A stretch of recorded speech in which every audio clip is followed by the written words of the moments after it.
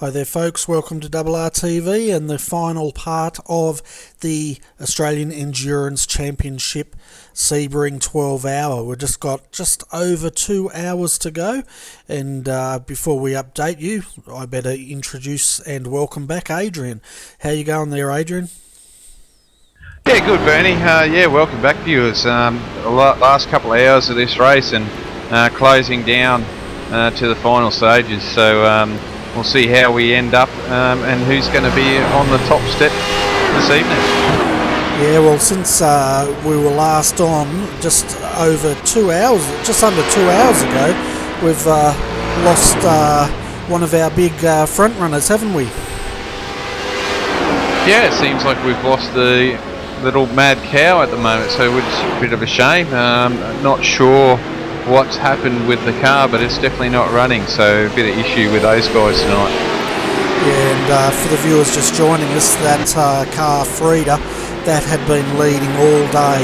It only had not led for 10 laps of the whole race, and then they've brought it into the pits, and for whatever reason it has not left the pits, so that's a big piece of news there for Class C. And that brings the ANZ Motorsports number 397 up into the front position, and Shane van Gisbergen is still driving that car at the moment. They have 2 laps over the second place, which is the 399 with Matthew Trotman driving that car, and that's a Delta Sim Sport. So these guys are definitely having a fantastic run out there tonight. Third in Class C is Brett Garidis in the Pagny and IRFF Racing, number 300. And then fourth in Class C, the 351 Oceanic Sim Racing. Simon Black is driving that car at the moment. Then rounding out your top 5 is the 367 Black Adam Motorsport with Lewis Kuegeli behind the wheel of that car again. So it's amazing, Adrian, we turn our back for a little bit and something happens. Yeah, it's been that way with this race, hasn't it? Been in an unusual one, to say the least. I think we know of 3 safety cars that has happened, and we were privileged to have one for a change out of this race, and that's quite a feat for these guys. Three safety cars over a 10-hour period is quite unusual for these guys. Yeah, well, it looks like with the Mad Cow Racing, that did have an escape mission, so that may have brought out a safety car, I'm not sure, but even if it did, that's only 4 safety cars in 10 hours, so let's call it 3, it sounds better. But looking at our penalties since we left, the penalties continue coming through very strongly, I guess you could say. Having a quick look through them, there's so many of them. We're up to 75 penalties issued so far in this race, but just some of them. The last one was the 116 Nutters Motorsport Green. That's the HPD that had a protest against it, but that was deemed a racing incident. Triard's DP2 also had a protest against them, the 232, but that was deemed a racing incident. A couple of cars that have had drive-throughs. The 333 did have a drive-through penalty until it broke down, and the 137 Carnet TDR was the last one to have a drive-through penalty for contact with the 333.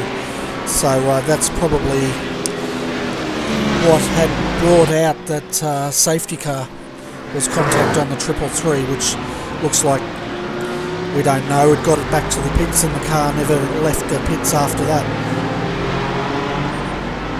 Yeah, we don't know what happened, obviously we weren't here, but that sounds almost like that little weird bug that iRacing was having, where if you were changing drivers, you wouldn't be able to clear that meatball flag and you weren't allowed to leave. So not sure if that's it. Obviously we're just speculating, but that's a good possibility for that one happening.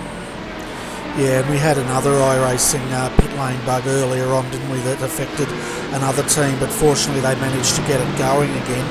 And that wasn't a meatball, that was not being released from the pit, even though the lollipop man was telling him to go. Yeah, just another one of those weird things, and these sort of little glitches are going to pop up now and again, unfortunately. But look, they're out there racing again and doing a great job.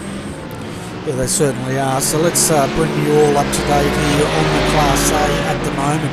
So Josh Rogers is still in the 118 for Team TTL, and they are still leading at the moment. They've got a 10-second lead, as we see him overtake some lap cards. A 10-second lead over the 126 Evolution Racing Australia entry. Ian Ford is driving that car at the moment, so only 10 seconds separates first to second. Then in third, the Dayco 100 entry. These guys were a lap down. They've got that lap back, and they're sitting 66 seconds off the lead. So another safety car, and that gap's going to vaporise, and we'll be in with the top three race there. Fourth in Class A is Trans-Tasman Racing. We haven't seen much of this car, but it's coming up to the pointy end when it needs to, and Lee Ellis is driving that car at the moment. And then rounding out our top five is the 137, and Colin Schweck's back behind the wheel of that car, and that's Carnet's EDR. That car was running about second, I think, when we went to have our tea, and they find themselves a lap down and in fifth position at this stage of the race.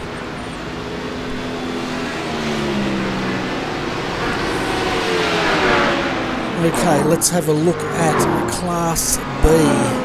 Class B is currently being led by Evolution Racing Australia, the number 226, and Marcelo Rivera is still behind the wheel of that car. If he's been in it all this time, he's putting in a monster drive today, and he must be like triple stinting at least.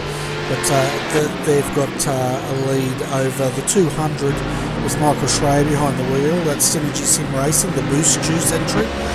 And they're on just on the same lap at the moment, but a long way down, about 161 seconds down. Second is the 228, who's just having a bit of issue here as the Carnet TDR comes through and passes him, but the 228 sitting in third position at the moment. Now looking at that, the 200 and 228 are both a lap down on the 226. Fourth position and another lap down is the 223 Evolution Racing Australia with Riley Blythe behind that wheel. And then rounding out our top five, Blackadder Motorsport number 266 with Sven Kemertz driving that car. And they are 3 laps down from the lead in Class B. So that's your wrap up, folks, and I hope you're going to enjoy the next 1 hour and 54 minutes of this race.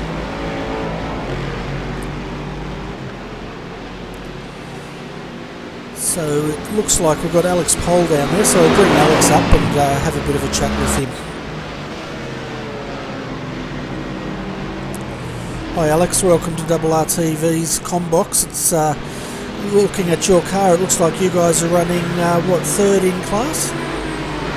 Second in class right now. With a big shock from where we were hoping to finish, or where we were looking to finish earlier today. Yeah, well, it's an excellent result because this car of yours has been in the top 5 most of the day, and when it's counting, you're finding yourself up there in second position and looking good for a podium. We won't put the mockers on you yet though. No, well, just trying to finish. We're not even thinking finishing on the podium yet. We missed the setup a little bit and just basically just going to soldier on and get the points we could and move on. But as it's turned out, the car's not too bad right now. Matt's doing a great job he's in till the end, and I'm just sitting here watching and keeping him up to date with fuel and split times from the people around us. Yeah, and you might be able to fill us in on a bit. We had an incident with the 333, which ended up retiring from the race. Did that bring out a safety car?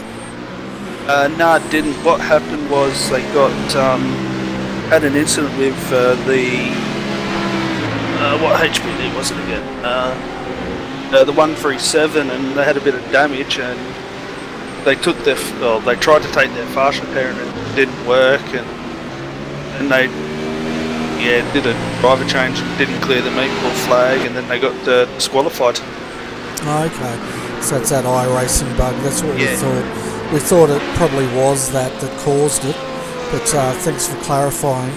But we know you're sort of chasing setup on this car, but you must be pretty happy with the way the team's performed today.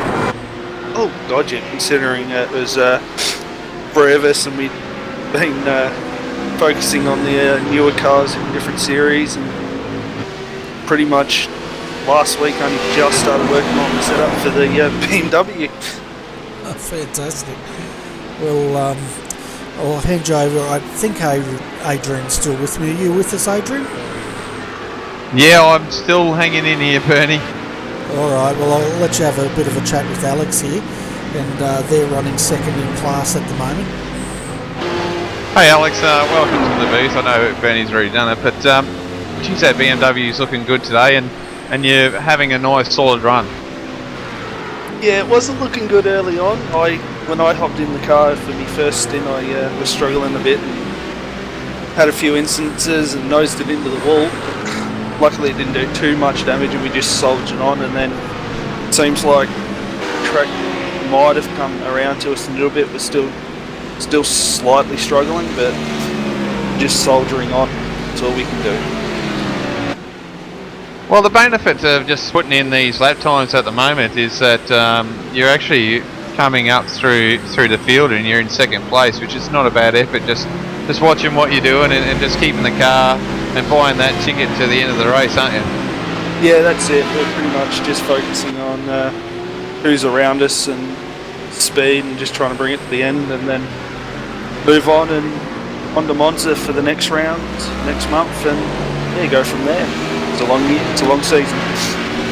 Yeah, it certainly is, and it looks like you guys are doing a great job at the moment. I know you said the car setup's not great, but obviously with the rubber going down, it's probably suited the setup a little bit. Yeah, it seems like that, but it might be we've just maybe changed our driving style ever so slightly. It's a bit hard to say, really, but a lot of it's just also down to luck, being in the right spot when other people are having issues. And with the race craft tonight and today, have you found that a lot better since the start of AEC this year? It's improving. It's I'm actually a bit shocked that it wasn't a bit more crazy to start with, being such a long gap between Bathurst and this round. But yeah, it seems to be a bit better. You still get a few teams that are a bit crazy, and a few drivers that are a bit loopy, and that's about it. You get that in any series.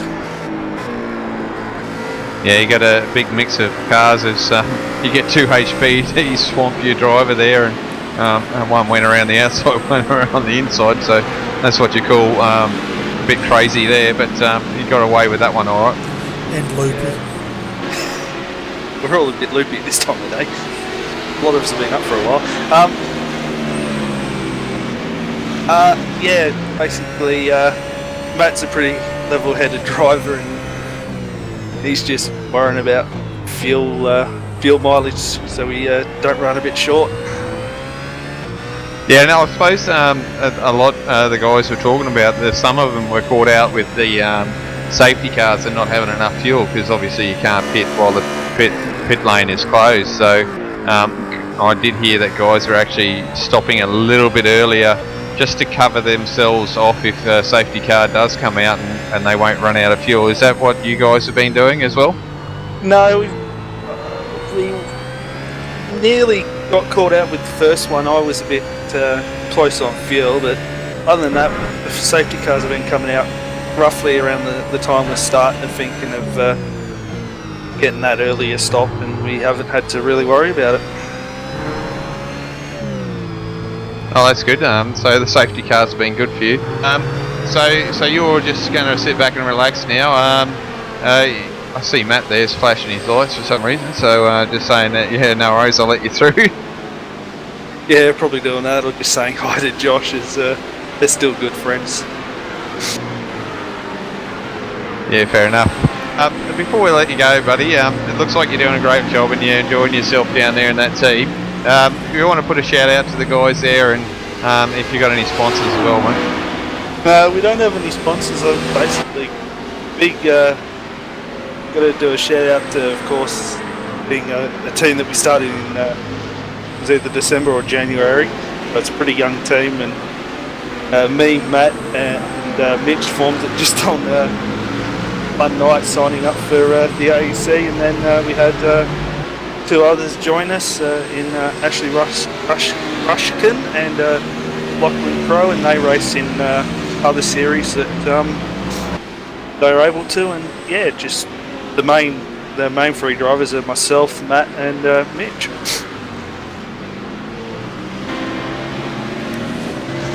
Fantastic. Well, best of luck with the rest of the race, and hopefully we'll see you guys standing on that podium in an hour and 46 minutes. Yeah, we can only hope, and keep up the good work with the telecast, Bernie and Adrian. No worries, mate. See ya. See ya.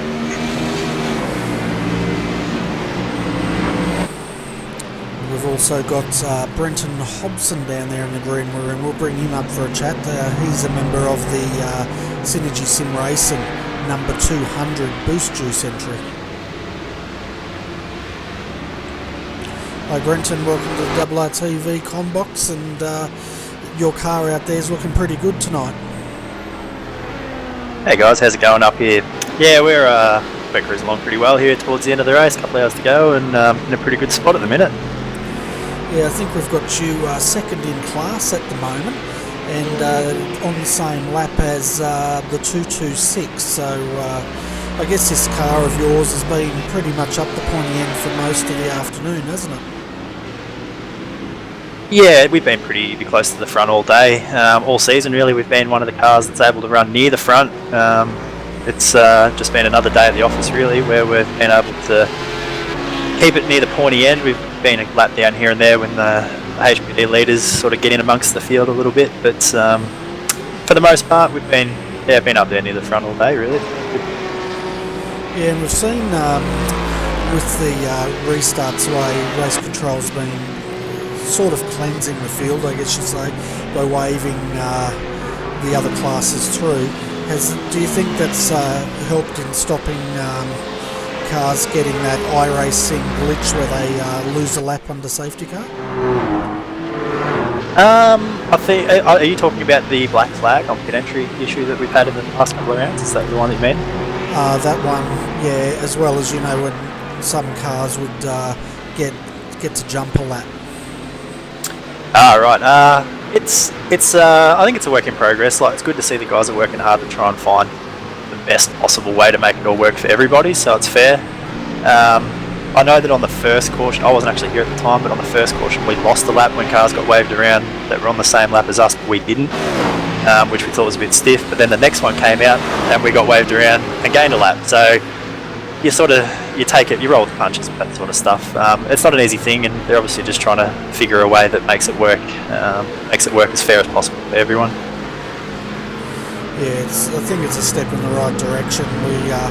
We thought with the way they're cleansing the field and then opening the pits, I think that stops the black flag issue. And yeah, so it's definitely, as you said, good work in progress. But as far as the Boost Juice car goes, have you had any dramas with it, or has it been pretty much clean sailing for you today? Across the board, it's been a pretty good race for us. I think we've kept it fairly clean and mostly out of trouble. I know that nice little spin when I was in the car earlier on, which was pretty clever, but for the most part I think we've managed to keep it clean, which is always the goal when you're doing these long sort of races. up to cashing in your ticket time, and when do you think that happens? Are you guys focused on showing your cards in the last hour, or you're not even worrying about that at this stage? I think that the key really is just like you say, the age-old saying these days is buy your ticket to the end. If we can put ourselves in a position, you know, within the last hour, 45 minutes, where we're in striking distance, that'd be great. Obviously, the safety cars play a bit of a role in that. So, you know, you never want to go too early in case something happens with the safety car and it gets you sort of unstuck. But we've got Michael in the car at the minute, and he's been in fine form today. He's absolutely belting out good lap times one after another. So I think the plan will be to keep him into the end if he's happy to do so, and that'll be our best chance to come to the finish if we end up in a good spot for him to attack and maybe battle for the win. Yeah, he's been in that car for a mighty long time, hasn't he? Every time we come on air, he seems to be in the car at the moment. Yeah, I know Robbie got in and did a couple of stints throughout the day. I wasn't here for the first half of the race, so those guys sort of mixed it up and did a couple of stints each towards the start, and yeah, he's been back in the car. I'm not sure how many laps he's done, but he's certainly done the most out of any of us on the team. He'd be our strongest driver in the group probably, so it's probably just as well that he's the one in there when it comes down to the crunch time at the end of the race. Yeah, I can quickly give you a number of how many laps Michael's actually done at the moment. 165. Yeah, that's sounds about right. He's that'd be about a bit over half of the total laps that we've done. So yeah, he's definitely done the bulk of the work. But he's such a consistent driver. It's great when he's in the car because he always does a good job. You know he's going to keep it clean and punch out good lap times one after another. And while Adrian's talking, I'll let you guys continue on with the interview, and I'll have another sip of my coffee. Oh, thanks, Benny. I was just updating the viewers on how many laps Michael's done. That's a lot of laps. I mean, I think he's close to being one of the top guys there and doing so many laps at the moment tonight. So, doing a fantastic job in that car. Yeah, it's not uncommon either. I know that at Bathurst he did. I think he did about half the laps for the team at Bathurst as well when we did the 12-hour there. So he doesn't mind putting in the hard yards. And yeah, like I said, with someone as consistent and fast as he is, we're more than happy for him to sit in the seat if he wants to do so. Yeah, there's a couple of guys out there that have done that too. You know, we've got the car 1260 and Ford's done 163 laps at the moment. Bit of question mark about this other team that I'm looking at, so I'm not going to mention them at the moment. Here we go. RD3 132. Jack Baker has done 171 laps today, so that's quite a few laps for that guy. It's a long time in the car. I certainly would do it. I think it was just a double fuel run, and I got both the safety cars in the middle, and I was buggered by the time I was finished as that. So I don't know how those guys can do that many laps in a day. Yeah, definitely committed. I'm one of the type of the guys that like to be sitting up here in the booth and chat about what's going on and seeing how it's going. I think the other guy out here that's done a lot at the moment, I'm scrolling through, is Matthew Nethercote in 351 Ocean Sim Racing. So there's a couple of guys out there that love seat time and run around this track, that's for sure. Yeah, and it's pretty impressive around too, because it's a track where you seem to be always working the car. There's a couple of small straights here and there, but it's so rough and bumpy in places, and then there's so many corners that are pretty hard to sort of get right lap after lap. So it's quite impressive. Yeah, for sure, and we know how bumpy this track is. So if you don't, especially going in the last corner, you've seen there's quite a few different lines, and some guys have got their car set up for one section and others got it set up for the other, and if you go on the other one that you're not used to, it seems to really unsettle the car, doesn't it? Yeah, it's one of those corners. I've never raced here at Sebring before, but I've learnt very quickly that it's one of those corners that'll sort you out if you do something you're not used to doing. You're completely out of your element. I don't know if it rattles the setup of the car or the driver more, you know. Yeah, we were talking about the Corvette, because we know you drive the Corvette. It just seems like the Corvette actually handles that last turn better than the DP. Do you think it might be because of the way the Corvette, you can set that up to get it through that corner, where the HPD is just like a big wooden door with wheels on? Yeah, I reckon that's a good way to describe the HPD. Actually, it doesn't have much give in its suspension. It's not very flexible, as you know. So hitting those bumps like that, it probably unsettle the car enormously. I'd think the Corvette's not like a soft car by any means, but at the same time, by comparison, it's probably a little bit easier to get over the bumps than the HPD. That's for sure. Yeah, I pretty well think so, because that deck on that HPD covers basically everything, doesn't it? So the only spot that you don't have a body underneath that is where the wheels are. So that's quite a big deck there that they've got underneath that thing. Yeah, and yeah, like you said, I think that any sort of bumps, and I know that even if you get a curb and stuff the wrong way in that thing, it can definitely fire you into the fence without any warning at all.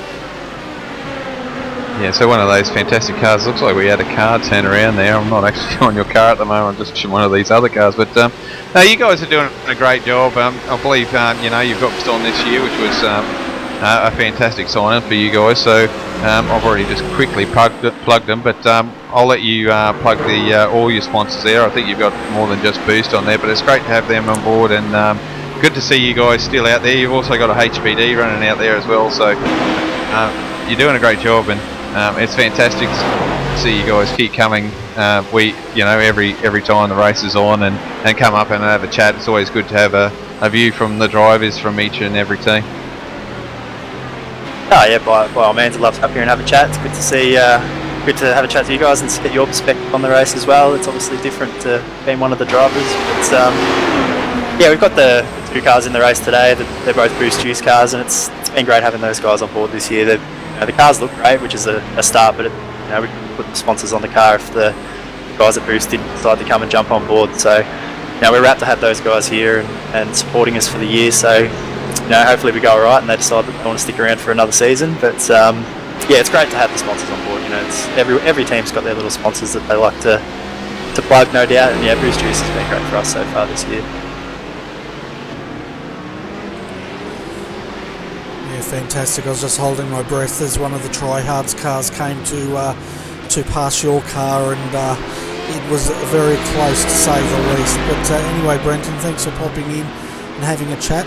Best of luck out there. You're still in second position, and let's see you on the podium in an hour and 36 minutes. Fingers crossed. Thanks very much, guys. Have a good call. So yeah, the race is getting to that pointy end as there's a car on the side of the road there. One of the, I think that was Oceanic Sim Racing spinning around, but they've got that car underway again, so we'll continue going. It's quite interesting, Adrian, to have a look at the track from the blimp, and you can really see the lines now. Very dark out there. Oh, there's another car that just gone around a DP there. It looked like an ERA, but it looks like it's going again. I think this is the beauty about this track. The guys can have a spin and keep going. But yeah, you're right. The track is definitely rubbered up, and I don't think there's any more rubber to be put down on this track. I don't think you could take any more. And yeah, no, it's great. A little feature now. You can actually see where the rubber is building up into the corners, and actually throughout, even down the straightaways, it actually does get a little bit of darkness in that as well. Yeah, and you can just see also, because it's a rough track, it's interesting to actually see the way the rubber's laid down. It's not uniform. You can actually see in the dips it carries a little bit more rubber than on the tops, or the other way around, I don't know. But it's it's interesting anyway. Yeah, it definitely shows how uneven this track can and is while the guys are racing. We can say how bumpy it is, but unless you're out there in the car and see how bumpy the track is, and depending in what car you are, depends on how they handle it. Now they all handle differently. Even the roughs and the BMWs, they handle this course differently to each other, because that rough is tightly sprung, so it feels the bumps a little bit more than the BMW, and not as much as the HPD. So they all work differently around this track. Yeah, I think if I was going to choose a car to race around here, it'd probably be the BMW. I think that would probably be one of the more sprung cars, or more forgiving cars on a track like this. Yeah, I think that's where the guys, if you talk to the GT3 guys, they're all sort of heading and discussing that the BMW seems like the car to have at the moment. It seems to be that all-round vehicle that has the stability on it, and that you can feel the most confident and throw it into the corners, and that's where you see these guys brake really late into these corners in the BMW, because they just feel so comfortable in the car. And you know, that's nothing against iRacing, it's just the way that they've got that car hooked up, and I suppose that's in real life, that's the way it is. It's just not quick in a straight line, and that's why some people get shy from it, because it's just not quick in a straight line. But you know, you get to a track like this, straight line speed isn't everything. It's with Lee Ellis, and you got a little bit loose there going into one of the turns there. And it looks like we've got another person in the com box down there. That's Scott Kozlowski from All Star Motorsport. So how do you feel like doing another interview? Yeah, bring it on, I say. Yeah, I need another sip of coffee. I'll bring him up. Cheers, thanks. Hey Scott, welcome to the RRTV comms box. Driver of a RAC-Core 217 C7 DP. How's the race progressing? It looks pretty good from our view at the moment. Yeah, firstly, good evening guys. Hope you've enjoyed the race so far. But yeah, we've actually had a good race. It's been much different to last time out at Bathurst, where we had a double DNF for the ASM guys. We've actually had quite a good race ourselves. I think we've been floating around the top 5, in and out of it pretty much the entire race. I think we're just outside the 5 now, and I think the race is pretty much done for us in terms of being competitive. We're just trying to get to the end unscathed. We've still got both our fast repairs to go, so if anything does go wrong, we're in good shape. But yeah, it's been a really good race for us. Cody's going to take the car to the end now, but yeah, it's been enjoyable. Yeah, no, you've been doing a great job. We did have your boss up here earlier. He comes up and he's a regular visitor to the booth to have a chat with us about how the race is going, good, bad or indifferent, and he was pretty pleased with the situation that was going on, and happy with you guys who actually had that chance to perform. You guys seem to be showing how well you can actually get these cars around the track. Yeah, we were both the 217 and the 218 probably spent the first 10 hours line astern pretty much. We were running, if not side by side, at least within a lap of each other, but I think the 218 boys hit trouble in the last hour or so, so they've fallen back a little bit. But yeah, we've had a real good turn of pace at Sebring. We showed a little bit of it at Daytona. We got caught up in a little bit of rubbish, and then obviously we all know what was going on at Bathurst. It was a bit crazy going on there, but we've shown what we can do really with a good setup, and we've run really consistent laps the entire time. You know, it's really good to see you boys doing well. It's always good to see these teams that are persistent and trying to do the right thing, and you know, generally it's always one of those things you get caught up in a little bit of something somewhere along the lines, but the car's looking pretty neat, and it's good to hear that you've still got your 2 quick repairs. How's the tyres handling up through a stint? Really, actually quite well. Our setup has really managed the tyres probably as best as we could think. There's no real drop off in pace. Myself, I've been running pretty much 53s, 54s most of the race, getting down to the 52s when the fuel runs out. So the tyre wear really has been negligible for us. I'm not sure about any of the other guys, or the HPD, how it goes there, or the GT cars, but I certainly wouldn't want to push it for 2 stints. Wouldn't want to try and find that out. Yeah, we did have a driver up here earlier that they pushed the button to 2 stints, and the car, once he lost it, he seemed to have trouble. But you know, like you said, you wouldn't want to push it too much with these cars, and if you cook those tyres a little bit, they seem to punish you a lot more, don't they? Yeah, especially on a track like Sebring, where most of the middle section of the track is stop-start stuff. You really need that traction, especially out of the hairpin is a good example. It's a slow first gear corner, and you really need to be able to put the power down. If you've got even slightly worn tyres than the guy behind you or in front of you, you're not going to have the braking performance, you're not going to have the traction. It sort of all flows on from there, Yeah, it's one of those difficult things is managing tyres, and too, I suppose it's not a penalty for you guys to actually change tyres in a pit stop anyway. It's only like a couple of seconds extra, isn't it? Well, actually, for us, if you run the fuel almost empty, it actually takes longer for the car to get fueled than it does for tyres. So there's really no point for us anyway to run a double stint on tyres. Really, the only reason the only double stinting we've been doing is with drivers to save maybe 10 or 15 seconds doing driver swaps. Yeah, and I think that's like you say, a lot of guys try and figure out what they can save. How are you guys going with driver, like how many laps you've been doing? I did go through a few of them, but I didn't check on you before, but we've got Michael Schreier up there. He's up to about 170 laps in the car 200, so he's putting in a mighty effort, and there's a couple other guys that are probably beating that at the moment, but a lot of laps. You guys sharing out evenly, or who's got the most seat time at the moment? The most seat time would probably be me. I've had 3 runs today. I qualified the car this morning and then did a single stint, and then followed by 2 triple stints at various points through the race. Cody's into his second double stint, I think, and Troy did a good middle stint for us. But he had other commitments throughout the day, so he was only available for certain portions of the race. So we got him in there as soon as we could and got him to do his minimum laps so he could satisfy that rule. But I think last I looked, I'd done about 160 odd laps or something like that, roughly. I haven't had an exact look, but yeah, it's certainly worn me out. Yeah, especially around here, it's you've really got to be on it all the time. You're definitely turning a lot. We've had same sort of situation.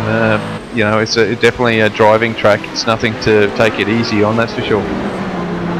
Yeah, it's not an easy track, especially we've got 45 cars on end of the race. So for most of even now when the cars are an hour and a half or so to go and the cars are all spread out, you're still trying to get through traffic. So you've got to manage the bumps. You've got to manage how your own car's feeling, if you're carrying a bit of damage. What the other cars around you are doing. Are they carrying war wounds? You've really got to be on the button, really, for 12 hours. Yeah, and with this race today, you guys have been non-stop. There's only been 3 safety cars, so you guys have been on the limit nearly all race long as well. So that's definitely going to take it out of you. Yeah, that's right. I don't think there'd be too many drivers up and down the pit lane that wouldn't be too surprised that we went almost 4 hours to start the race without one safety car. So we'd actually factored a safety car or 2 into our strategy, so we had to change that a little bit on the fly, which wasn't ideal, but that's racing, and I think everyone's been taking it. Everyone's been really, really responsible. It is a 12-hour race. No one wants to put it in the wall. Trying for a glory move. Hours and hours before the end of the race.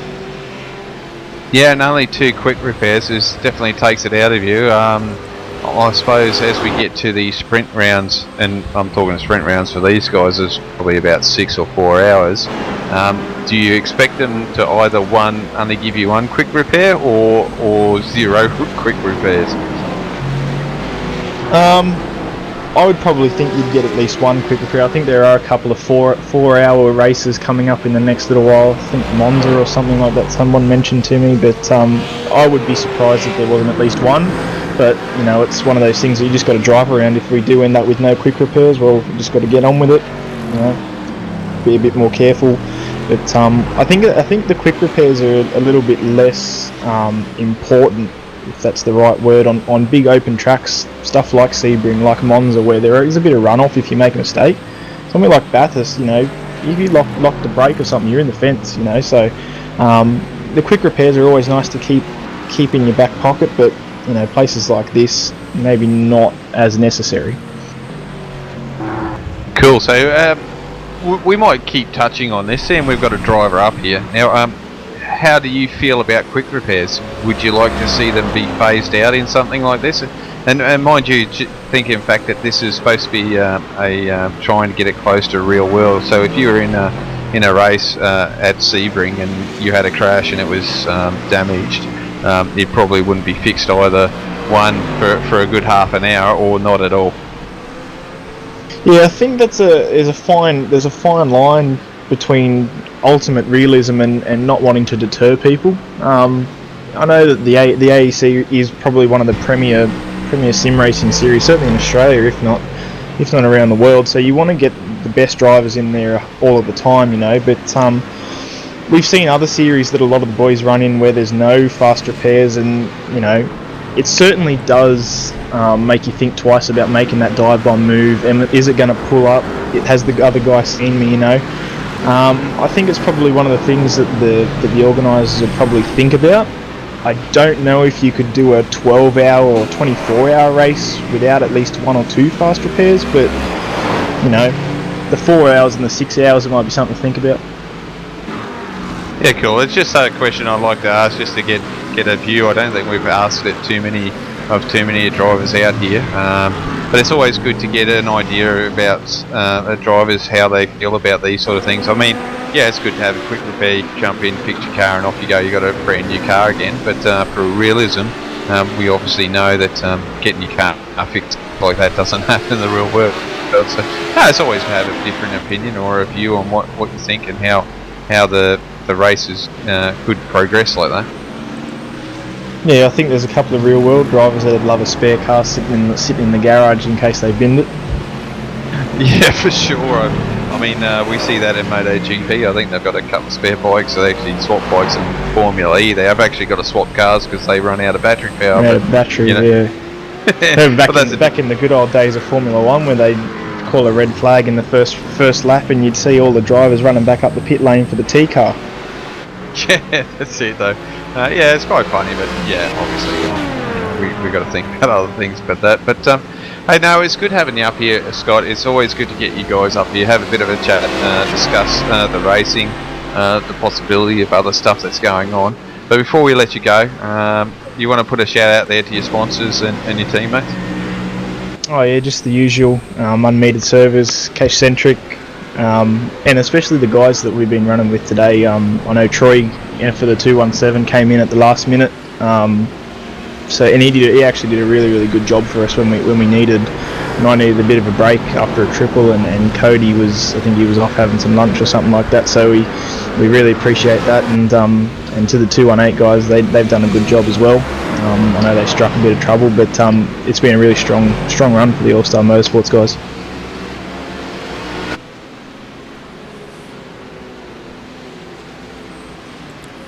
Fantastic.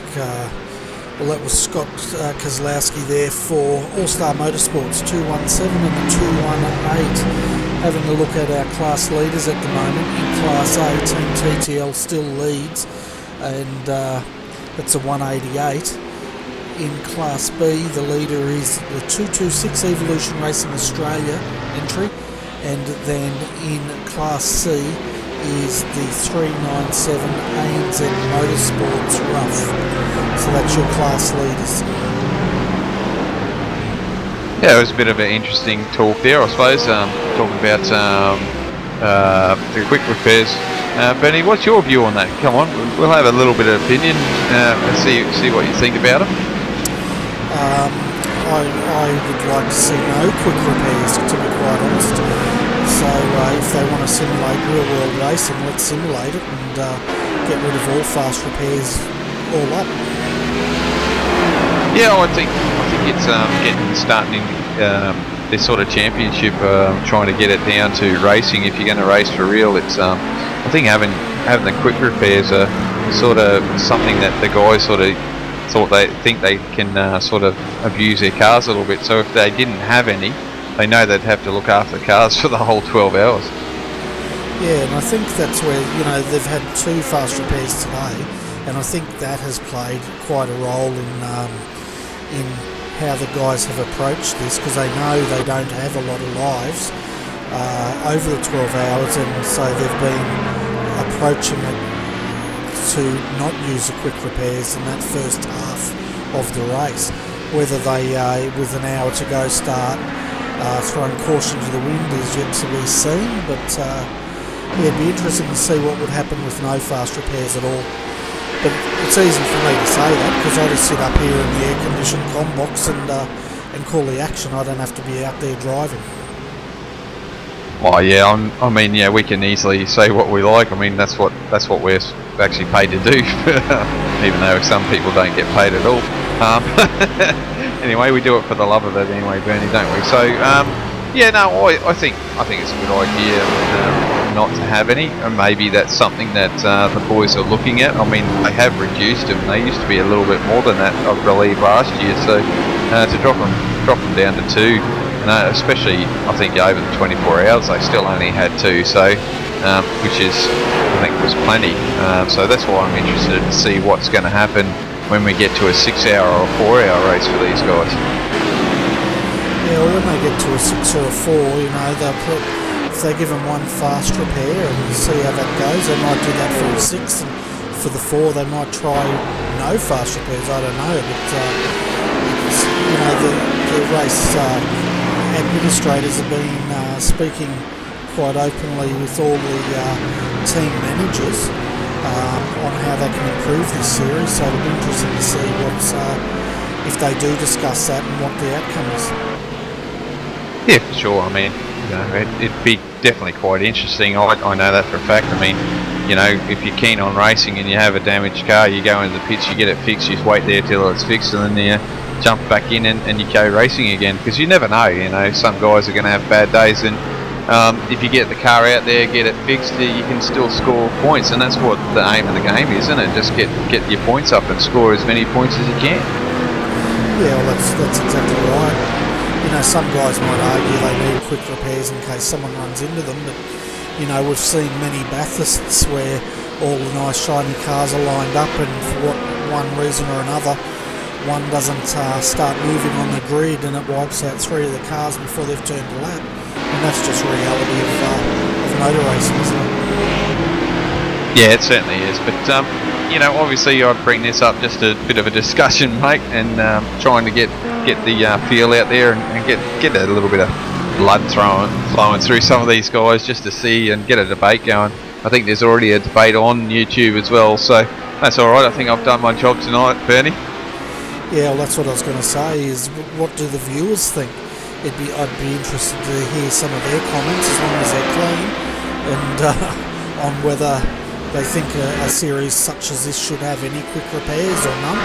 It would be quite interesting to get their view, because I know a lot of them are drivers, and it'd be interesting to hear what they've got to say.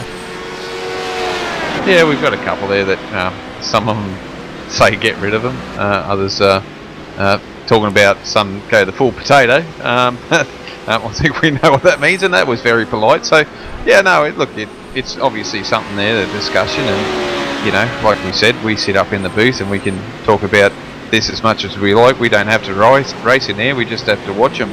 So, but, you know, it does put up an interesting point, and something that probably will get discussed throughout the year, and something that will be quite interesting to see what happens. Yeah, and go the full potato, what's that mean? What does that mean? The same as being an idiot, I suppose, or go a little bit loopy and do things that you shouldn't be doing, I suppose. I think that's what they're getting at. Okay, no worries. Alright. Yeah, you'll have to explain this lingo to me every now and then. It might be time to update the viewers on their top 5 in Class C. We haven't had a look at Class C for a little while, so let's jump down there and have a bit of a squiz of what's going on. So Shane van Gisbergen has jumped out of the 397 now, and Justin Ruggier has jumped in. So it looks like Justin will most likely be bringing this car home with an hour and 14 minutes to go. They've got a 2-lap lead now over the 399. So they've got a 2-lap lead over the Delta Sim Sport entry. But you know, it's a great story this about these guys. They've been in the top 5 all day, and they're quite a young new team, and they're finding themselves at the moment running a strong second, and they've got a lap up on the car, jumping around, car third in class is the 300 Pagnian IRFF Racing. Adam Funslow's in that car at the moment, and that's been carrying that front battle damage just about for the whole race. So they haven't managed to panel beat it out, just try to stop the tyre running. Fourth in Class C, the 367 Blackadder Motorsport, Lewis Kugeley behind the wheel. We saw that car in a big incident earlier on today and brought out a yellow flag, but it's good to see that fast repair was well spent, and fourth position for them. And then the 351 Oceanic Sim Racing, Marty Atkins is behind the wheel of that car. Simon Black has jumped out, and that rounds out your top 5, folks. Well, at least we started a conversation out on the thing, so there's definitely a debate about it. Guys are definitely talking about it, so it's good to see. You know, and there's obviously degrees of difference between 24 hours and 12. Well, I'm not going to keep banging on about it, Bernie, but no, it's good to come up, and boys are definitely speaking about it, so that's pretty cool to see. Yeah, it's a conversation, and you know, we can talk about it all we want. No one really listens to us anyway. So, but it's a. I think it is a conversation to be had, and I know Race Control was looking at reducing them. And that's what they've done here, so maybe they're going to slowly reduce them and wean the guys off the drug of fast repairs, who knows. Yeah, and I mean it is a debatable, and you know there's always pros and cons. The way you look at it, you can't get away from it. But anyway, get back to this racing, I suppose, and see how the guys are going. I suppose we should go up to the front there and see who's taking the lead.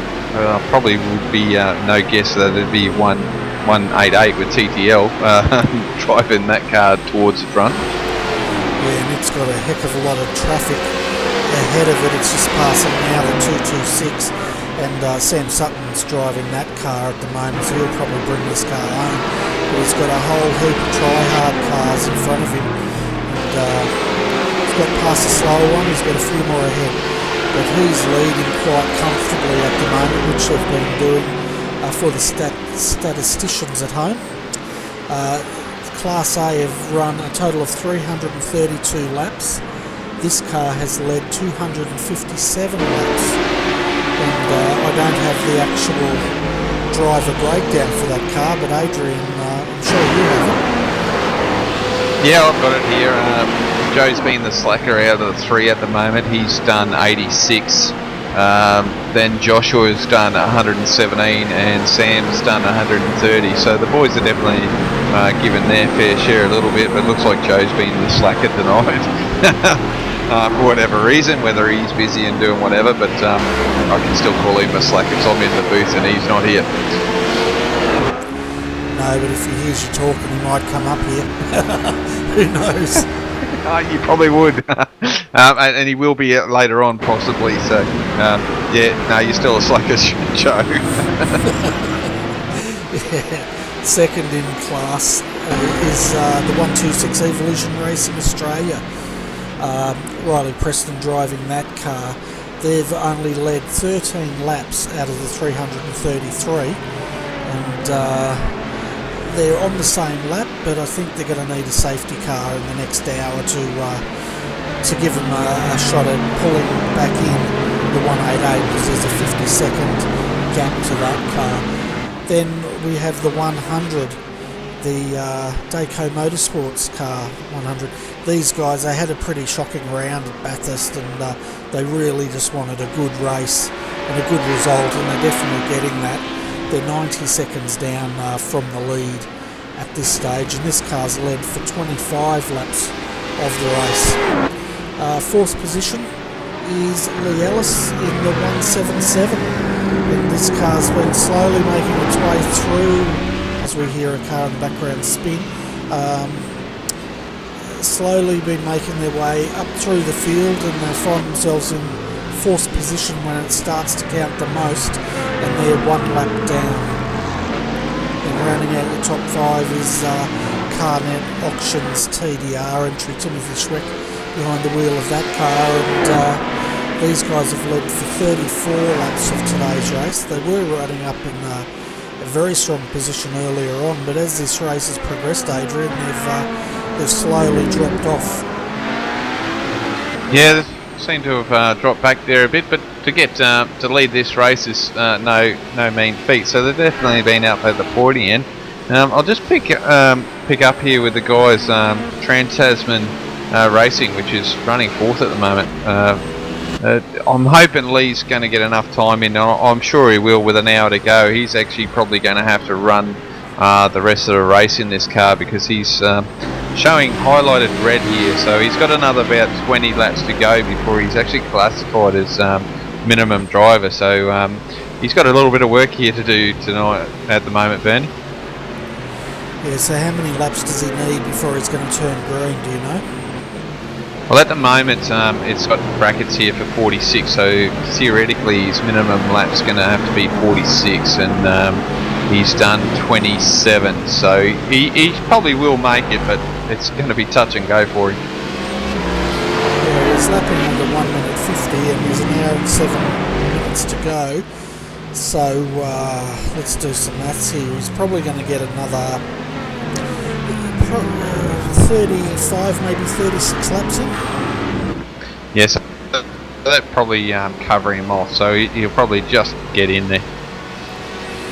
Yeah, so are there any other drivers out there that are still in need of getting those minimum required laps?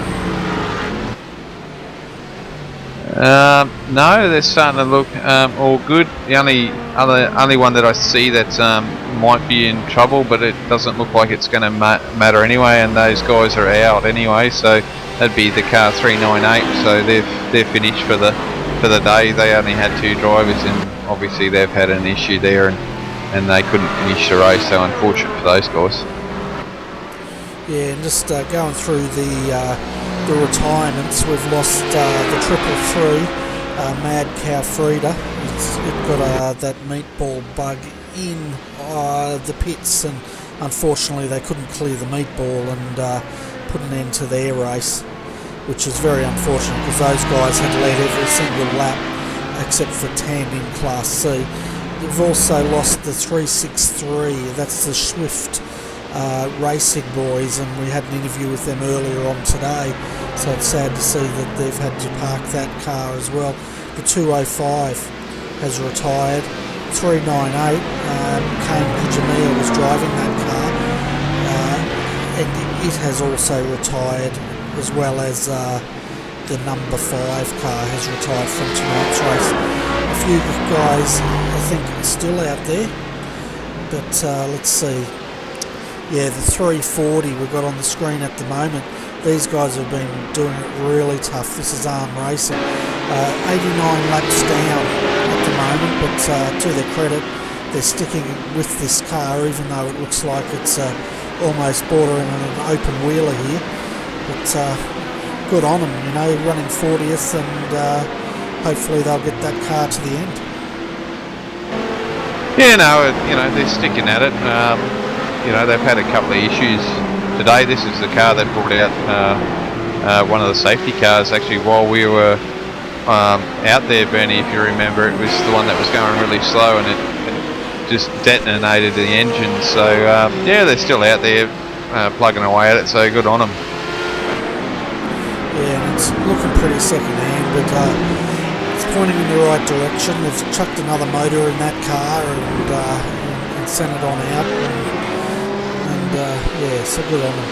Looks like we've got another person down there in the booth for an interview. It must be my turn to do the interview, is it? Yeah, I reckon so. Hi Matt, welcome to RRTV's Com Box, and can you tell us who's in your car at the moment and how the race has been going? Yeah, g'day guys, thanks for having me there. We've got Sam Delicki in there at the moment. who as usual has been sort of the form guy on our team. He's usually had the fastest pace in the car, and he's his second stint in there, so he's finishing off the race for us. But yeah, so far the race has been really good today. I actually haven't had much to do with it at all. But the guys have done Neil, Greg and Sam have done a great job on the car, and for the most part kept out of trouble. I think they got tangled up with a GT3 at some point earlier on. But yeah, we were running 22nd overall just recently, but we had a bit of minor contact and got a pit and hold penalty for a minute, and that's thrown us down a little bit. It caused us to lose about 3 positions in the end, which is unfortunate, but I'm positive that we can sort of work our way back into it and potentially make those ones up by the end of the race. Yeah, and we've got you 9th in Class B at the moment, so a little bit of work to do there, but you've still got an hour and 3 minutes to do that, and it looks like we've got a rough, very badly damaged there, Adrian, and it may not get back to the pit, so we may be onto a yellow here any moment, and that was one of the try-hards roughs I saw in the background. But before we go yellow, if we go yellow, how's the car been treating you guys? Has it been nice and kind, or has it been a bit of a drama fest for us? Yeah, it hasn't been too bad. I think with the weather at this time of day, I think it's a fair bit easier to get the car set up. I think the track temperature is a bit lower than what we're probably used to running around Sebring. I find when the track temperature is really high, it can be really slippery track, and with all the bumps and the rest to contend with. But when it's cool, it's quite enjoyable. I had a run in the Audi R8 for SEK the other week here, and that was definitely the best race I've ever had around here, I'd say, in terms of enjoyment in driving the car. And I think these sort of conditions are no different. I think the cars have been, for the most part, pretty enjoyable for the guys to drive. But yeah, as I said, I haven't been in it myself today, but around a bit in practice and helped set it up. But yeah. We're just having a look here as a HPD threads a needle between your car, the 229, and the number 300 car. And that was a definite hold your breath moment there. But yeah, it's looking pretty good for LM and touring. I think you guys have 2 cars, haven't you? You've got the 229, and there's another entry out there somewhere. No, I think you might be thinking about Asper, where we've got a few of the cars with the same livery in it. But no, we've only ever had the one in AEC. Probably haven't quite got the driver base to get a second one on the grid. Potentially for some of the 2-driver races we could, I think. But so far in AEC, we've only ever had 1 car in any round. Well, I must have had something to drink, because I'm seeing 2. I'm probably thinking Asper. You do so many broadcasts, it all blurs into one. It's yeah. So before we let you go, Matt, do you want to give a shout out to all the sponsors and let the viewers know about the final round of Asper this Wednesday night? Oh yeah, thanks. Yeah, as usual, we got pingpongathon.com on the side of the car there. That's a charity we support. Check it out. Yeah, so this Wednesday night we've got the final round there of the Australian Sports Car Pro-Am Series. This is going to be at Phillip Island for a 1-hour race, kicking off at the gates open about 8:30 p.m. Australian Eastern Standard Time, and the race an hour later. So yeah, catch it on RRTV here. The guys obviously do a great job of broadcasting. Yeah, for this round we've got a couple of battles that'll go down to the wire. Firstly in the DP class, there's it's between Zachary Hanlon and Josh Burden, who are separated by 2 points, and that's effectively 2 positions on the track, is what 2 points is. And a similar story in the GT3 Pro class. We've got, if my memory serves me correctly, a 2-point gap again there as well between Adam Funslow and the other guy's Richard Brookfield, I think it is. Yeah, so a couple of good battles that we're looking forward to see how they play out. So it should be a really, really interesting race, and we're hoping for a big turnout to make things exciting.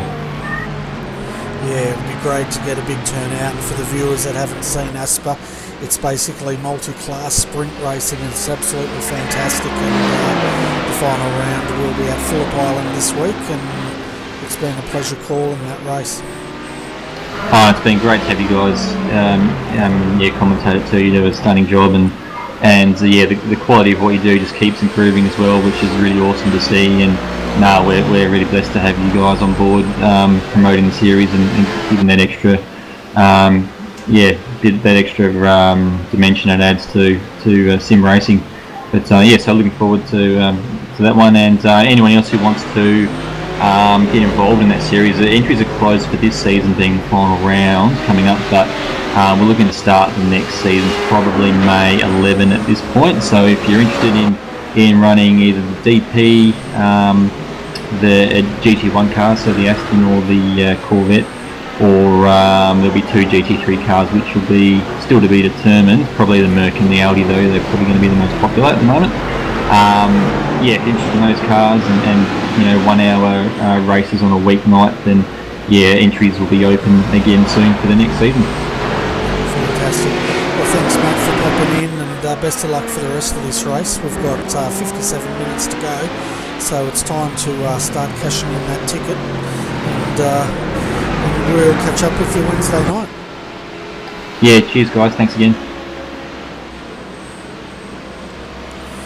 57 minutes to go, and the cars are fairly spread out around in the 3 different classes. I'm trying to look at, I guess the closest battle is here, Scott Connors and Riley Preston. That gap is down to, what is it? It says 7 seconds here, but it's the actual gap is 8.9 seconds in Class A, so that's probably the battle of the race at the moment. Yeah, it certainly is. And going quickly back to Matt, I noticed you didn't tell him that he's going to have to do some in-car reporting while he's racing at Asper next season, but we might have to tell him at a later stage. That might throw some spanner in the works there for him. But that race there at the moment, Bernie, that was the car that got spun around early on, so and he's lost a position and into third there, so that's cost him a place getting spun around earlier on with that other GT3 car. Yeah, so that's the car we've got on screen at the moment, the 126, is that right? Yeah, that's correct.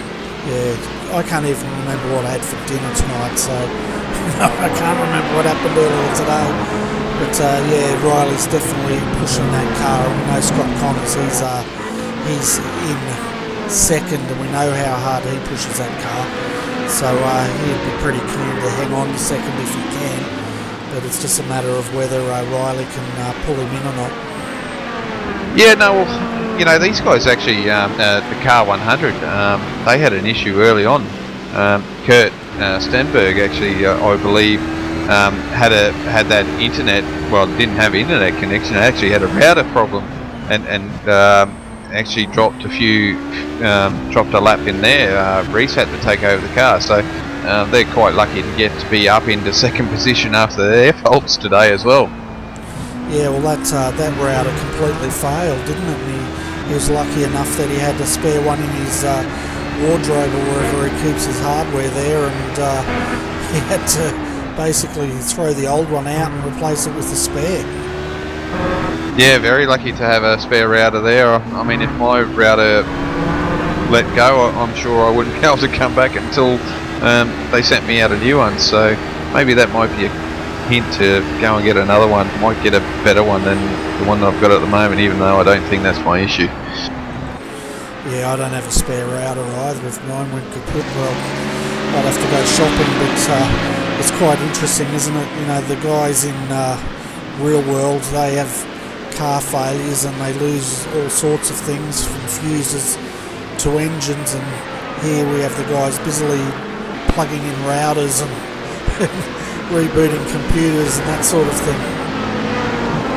Yeah, it's the same, isn't it? Electronic stuff usually is the worst gremlin to have, and especially in cars. I believe there at Bathurst, they had one of the HDD cars, HDT cars had a steering wheel issue. They actually had to swap out a steering wheel, and they're not a cheap item. I won't go on to how much that I think they were cost, but they're not a cheap item, and I think the good old Formula 1 steering wheels are worth $100,000 on their own. So it's an expensive little item, that steering wheel. Certainly is, and you often see the guys, sometimes when they get really frustrated, throw on the steering wheel. But oh, sorry, that's NASCAR, isn't it? I get them mixed up. Yeah, but guys in NASCAR can't throw them there. They're still the old steel wheel. They just pop them off and then they throw them up on the dash. You're not allowed to throw them at the drivers anymore. But I've seen helmets going flying across the track there in NASCAR. They like to throw their helmets around. They certainly do. They normally bounce them off the windscreen and all sorts of things. But talking about bouncing around, that gap is down to 5.9 seconds at the moment. So ERA's pulled in a good 2 seconds this lap over the Dayco Motorsports entry.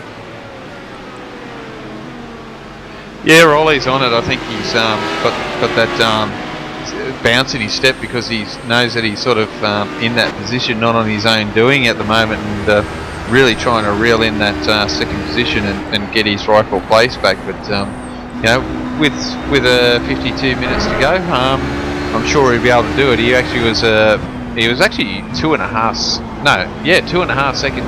No, he wasn't. Sorry, he was half a second slower.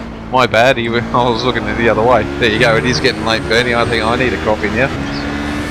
Yeah, well, I reckon we're going to stay with this view, folks. If you like the sound of the HPD, turn up your speakers, and we'll do a lap around here in Sebring, and allow both Adrian and I to both have a sip of our coffees.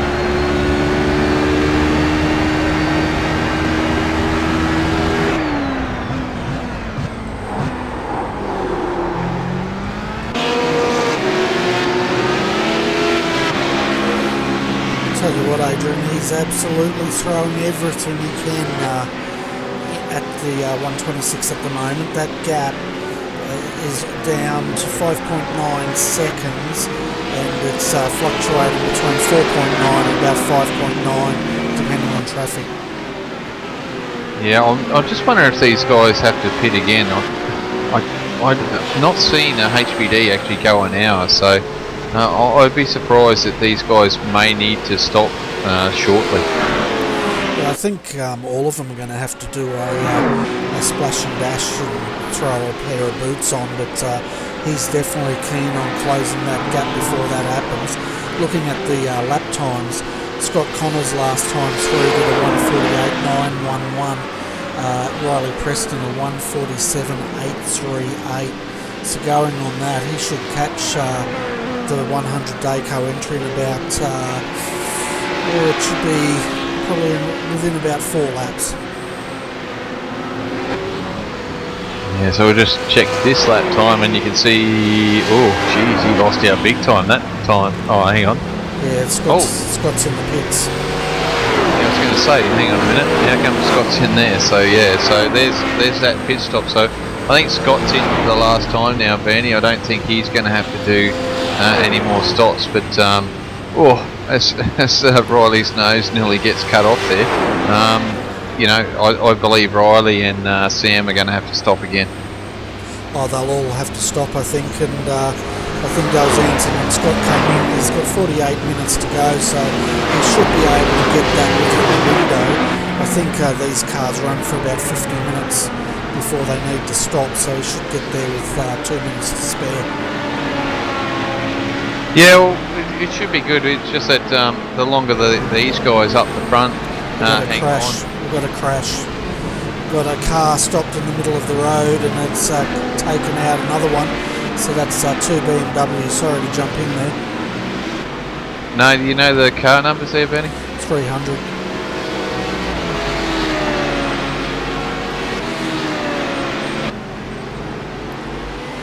So I'm just going to jump back and have a look at this this replay and see if we can see what's happened.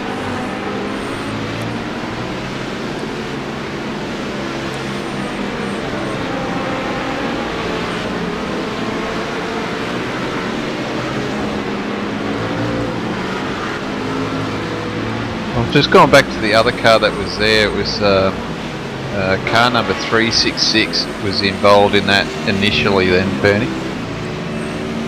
Okay, yeah, for some reason it's not coming up on my telemetry, but I'm pretty sure it was the 300 that was involved in that accident. Yes, it was. So let's see if we can go back and pick up what's happened, because that very nearly cleaned up Scott Connors there.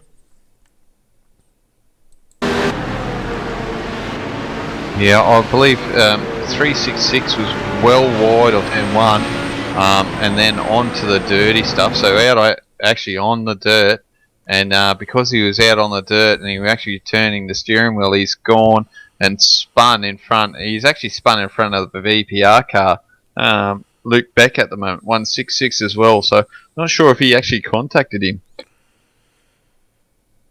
Yeah, it's a bit of a funny one because he spun, but he stopped in the middle of the track, and the 300 had absolutely nowhere to go, and just ploughed straight through the side of him.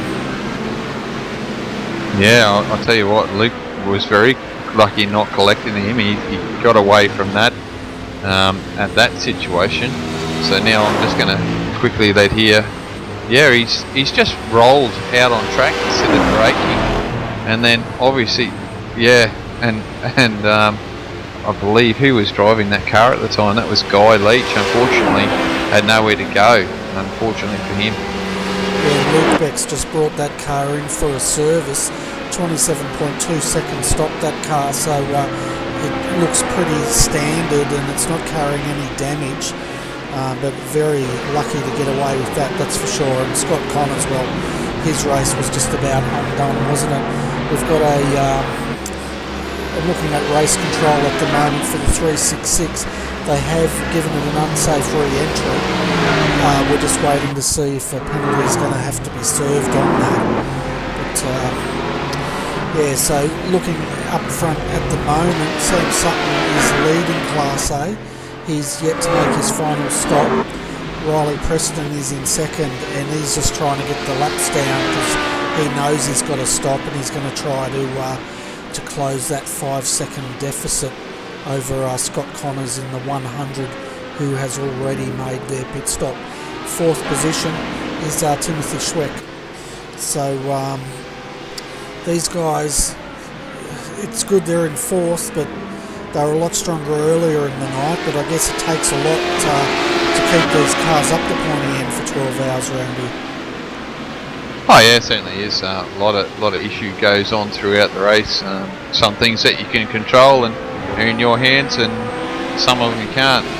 And it looks like the car 366 has actually got that penalty now, Bernie. So that car's been in the wars throughout the race as well. Yeah, so they've been issued a drive-through penalty for unsafe re-entry, which yeah, so they'll have to do that drive-through. Fifth in Class A is Redback Racing 118 with Aaron Lee behind the wheel of that car. So he's up to 5th, but we've seen that car going up and down throughout the top 10 today as well, haven't we? Yeah, another unlucky story for those guys.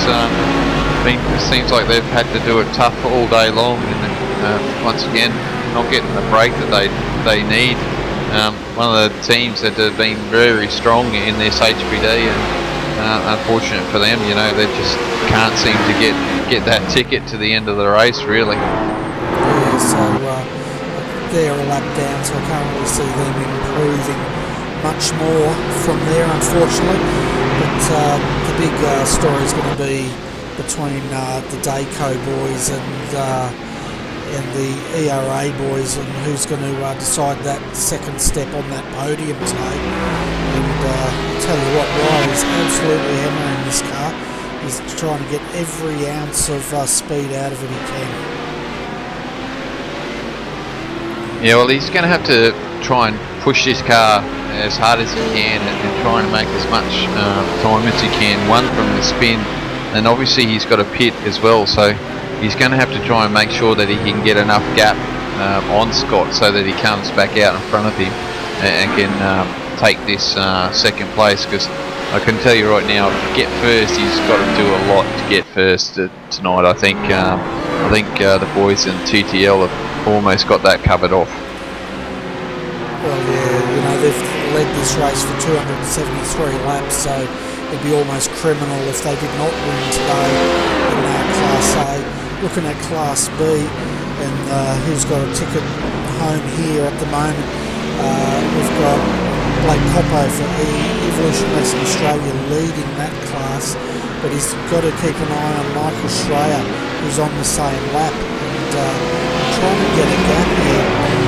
It's 11.2 seconds is the gap. And poor Michael is trying to get past 2 GT3s, and it's hard for him to find a gap at the moment, but 11 seconds separating those two. And then we've got the 228, which is 1 lap down. So the race is between, again, ERA and SSR for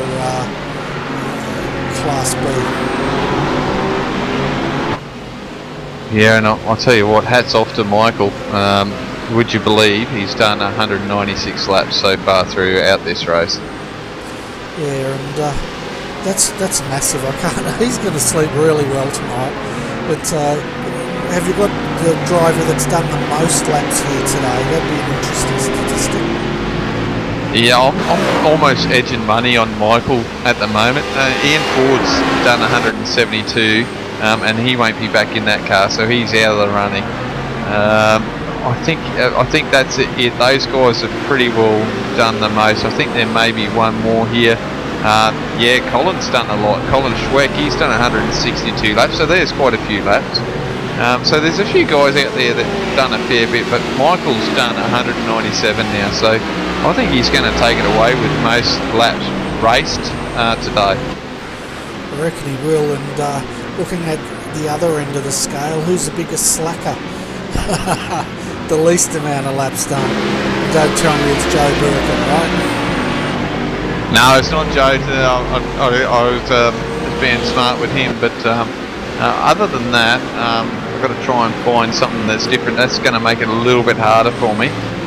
We do have one guy on 30, but they've actually got 5 guys in their team, so that's going to chop down. But you look at, he's done 30, but the most that's out of that team is 119, so that's a good, that's the biggest one out of those guys, but to be 30 out of that team's not too bad. 351, Simon Black's only done 48 out of that teams at the moment. So he's pretty much just done the minimum distance, and I guess Marty Atkins, he's in the car now, so he'll probably bring it home from here with 40 minutes to go. Yeah, there's another team here, they had 4 drivers, the lowest there is 29 laps, so just scraping it in at the moment with 39 minutes to go.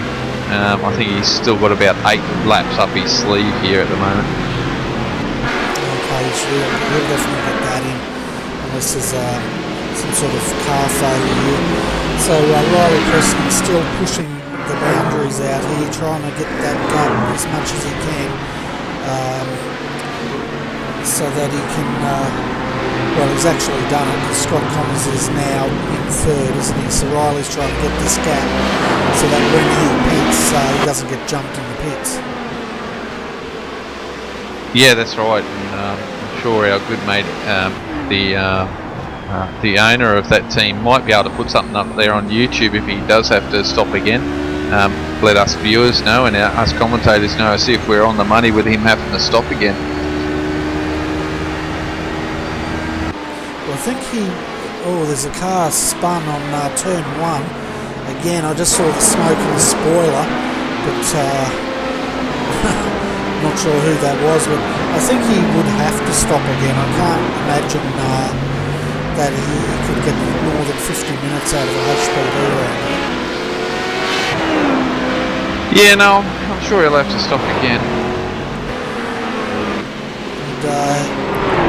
And in Class C, well, Justin Ruggier for ANZ Motorsports, he's probably going to bring this car home too. He's leading Class C, followed by, well, he's got a 3-lap gap now over the 399, so unless something really devastating happens to this car, it's definitely going to take first position here.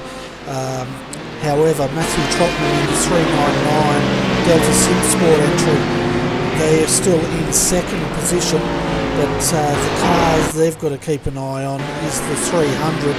I can't see the 300 threatening. It doesn't have a front end on that car at the moment due to that incident we witnessed a bit earlier on. But the 367, that car is right behind the 300 now, so there's still a race here for the final steps on the podium. Yeah, I don't think you're going to call that a race either, even though it looks like Lewis is in the car. He's let that HPD go, but he's going to gain up here onto that car 300 and probably take it. Those guys are just lacking in straight line speed. That car's pretty well damaged for aero, and they're going to struggle for the rest of the race, but obviously they know they've got to bring that home, and that's the best they can, because I think that car 300 has been in the wars all day as well early on, which we haven't caught, but I'm pretty certain they've had quite a few issues today. Yeah, well, we saw that car earlier on with the front side pushed in, and well, the panel beaters don't have to worry about tyre rubbing because he doesn't have any panels on the front of that car at the moment. Yes, the door's a little bit open there. He closes it because he doesn't really want to give it away for nothing, but I think it's inevitable that they're going to lose this position. I believe it's Guy in the car at the moment, so you know, Lewis isn't going to make any silly moves here, I don't think, but he'll probably have him down here at the hairpin. Oh, you can just see the difference in top end speed. He's throwing it in here now, and that was a good move there, but he had a huge amount of top end speed compared to that Pagnian Imports entry, which is unfortunate. You know, those guys were just the victim of that incident. There's nothing they could do to have avoided that. Yeah, no, it's one of those things. I think that car's pretty tired because of that impact, but they're doing a good job soldering on. I think they realise they'd probably lose that one, but better to lose one position than come in and probably lose a couple more, actually. Yeah, well, they'll just push that car to the end now, and they probably don't have many fast repairs left. But by the time, you know, we've looked at the HPD, it takes almost a lap by the time the car enters the pit lane, getting it serviced and then exiting that pit lane. So probably be, what, 3/4 of a lap for a GT3. Yeah, I think this is probably the best thing that's happened to these guys. You can see them, he's picked up there behind Lewis at the moment, but the biggest thing that they're going to find is once they get out of that draft, it's not going to be good in a straight line and going around the corners, it won't have the downforce, so it'll probably push a lot more through the corners without that aero on it. Yeah, well, down the front straight there, he hit 240 with the toe. So we'll see what the top end speed is for Lewis next time through. And that'll give us the amount of speed he's losing, but he's definitely suffering out there. But if anything, if there is a blessing to any of this, apart from the toe, and that would be that he managed to have that accident with the front end, so he hasn't damaged the steering or any of the sort of chassis in that regard. Yeah, it's probably, like you said, a blessing that he actually hit him square on. Not that any time you hit a car is a blessing, because you look at it now, they just don't have the pace and have lost the position, and you know they may lose another one. It's just going to come down to how many laps are left for them, and see if these. I think it's David Swan there is their next person behind them. So with about 30 odd seconds behind, so you know, if they go in the pit lane, they're definitely going to lose that. So they're going to try and race it out here on track and see if they can keep as many positions as possible on track. Yeah, well, they're actually a lap up on David Swan. So, oh no, they're not. I'm sorry. Yes, they are. They're a lap up on David Swan. So that you know, they might as well keep that car out there and circulating. They don't want to take it in. They may not have any fast repairs anyway. We're just going to have a look at the telemetry as Lewis comes down the front straight here, just to give you the viewers an idea of the difference between a half-dead BMW and a reasonably straight BMW.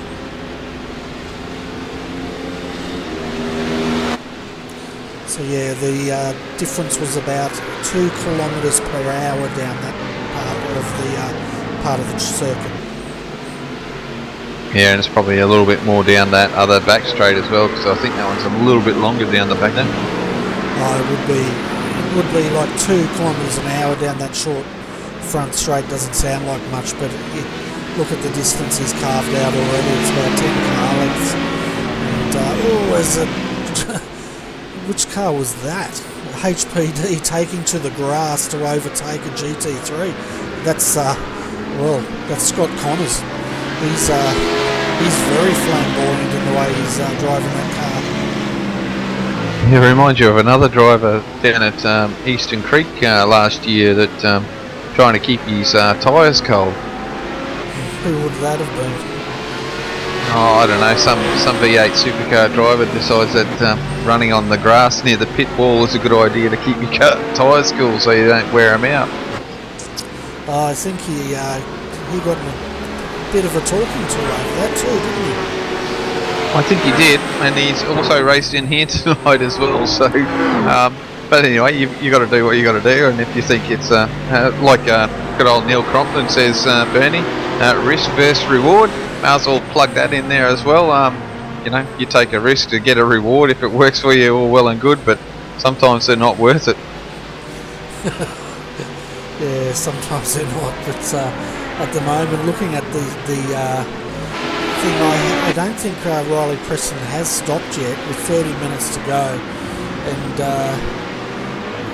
I'm just not sure if he's actually made that stop or not. I don't think he has. But looking at the lap times, Scott Connors is 1:49.192 was his last lap. Riley Preston's was 1:54.088, probably due to traffic. But Sam Sutton in the 1:88, we've got a safety car. Yeah, I was just letting you go there for a bit, Bernie, but yeah, unfortunately, car number 116 there has had something go on. Trying to see what's happened here at the moment. The telemetry's jumping in and out. Oh, up behind a DP and sort of got crossed up, and then it looks like he's either had some sort of issue or it's just got stuck. I don't know. So that's Nutters Motorsport Green with Nino Natal. Let's see if we can pick up a replay. Yeah, if I'm just rabbiting on, you just tell me to shut up. That's the best way to do it.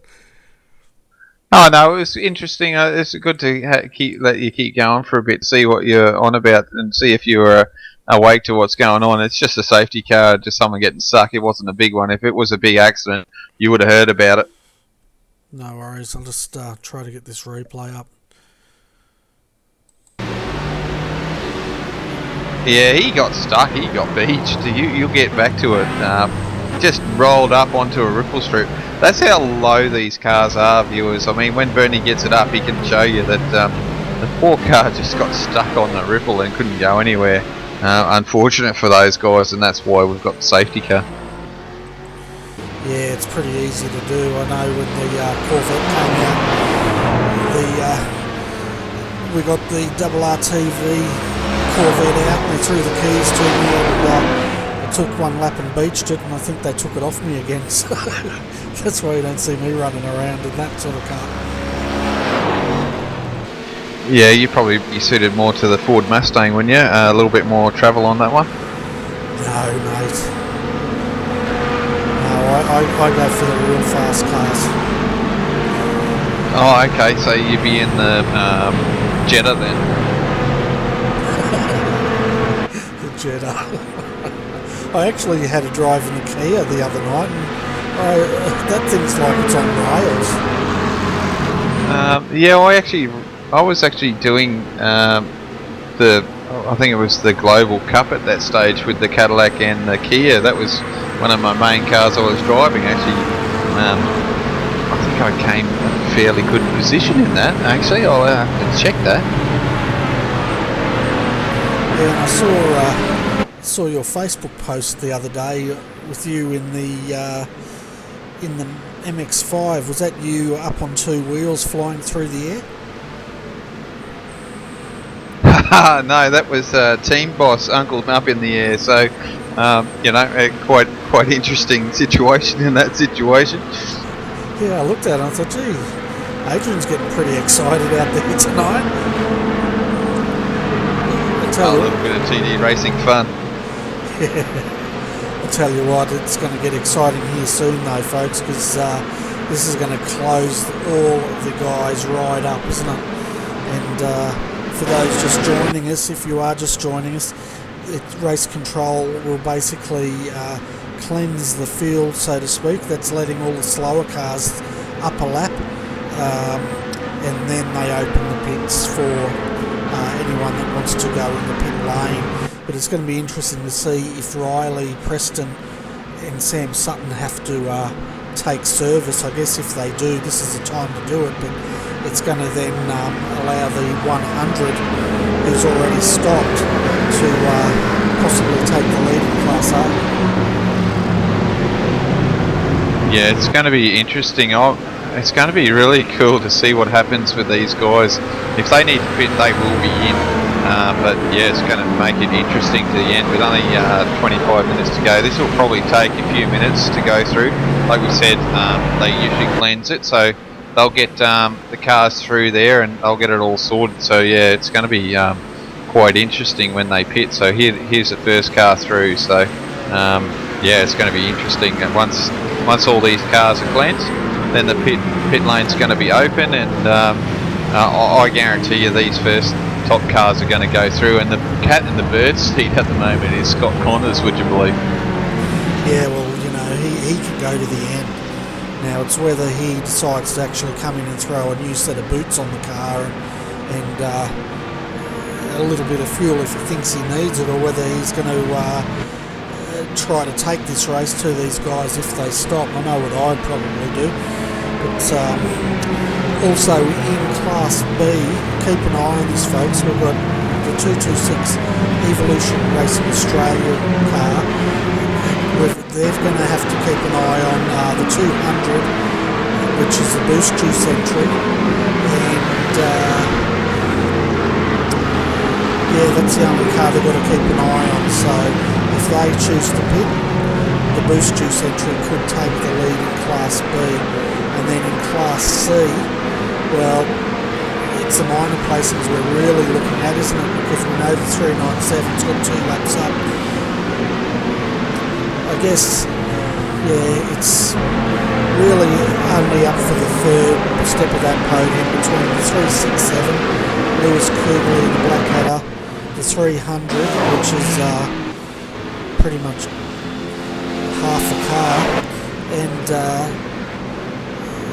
the 314, the Selby Racing team, are also in a position to possibly get that final step of the podium.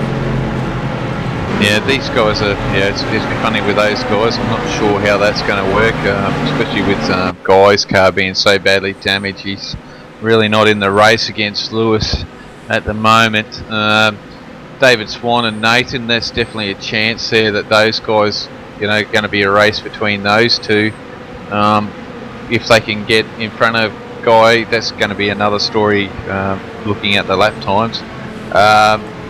When did TTL last pit? I'm not sure when those guys last pitted. We know that Scott pitted around the 40 minutes to go. I'm not sure if the TTL and the 126 ERA have to pit, but we haven't seen them in for a while, so I'm sure they've got to actually come in and do a stop. Yeah, we haven't seen both of those pit at all. And Scott Connors pitted at the 48-minute mark in the Daco. So I guess if you're going to have to pit the car, you're best to pit it under yellow, because once this goes, they're not going to have a big enough gap to retain the lead under green.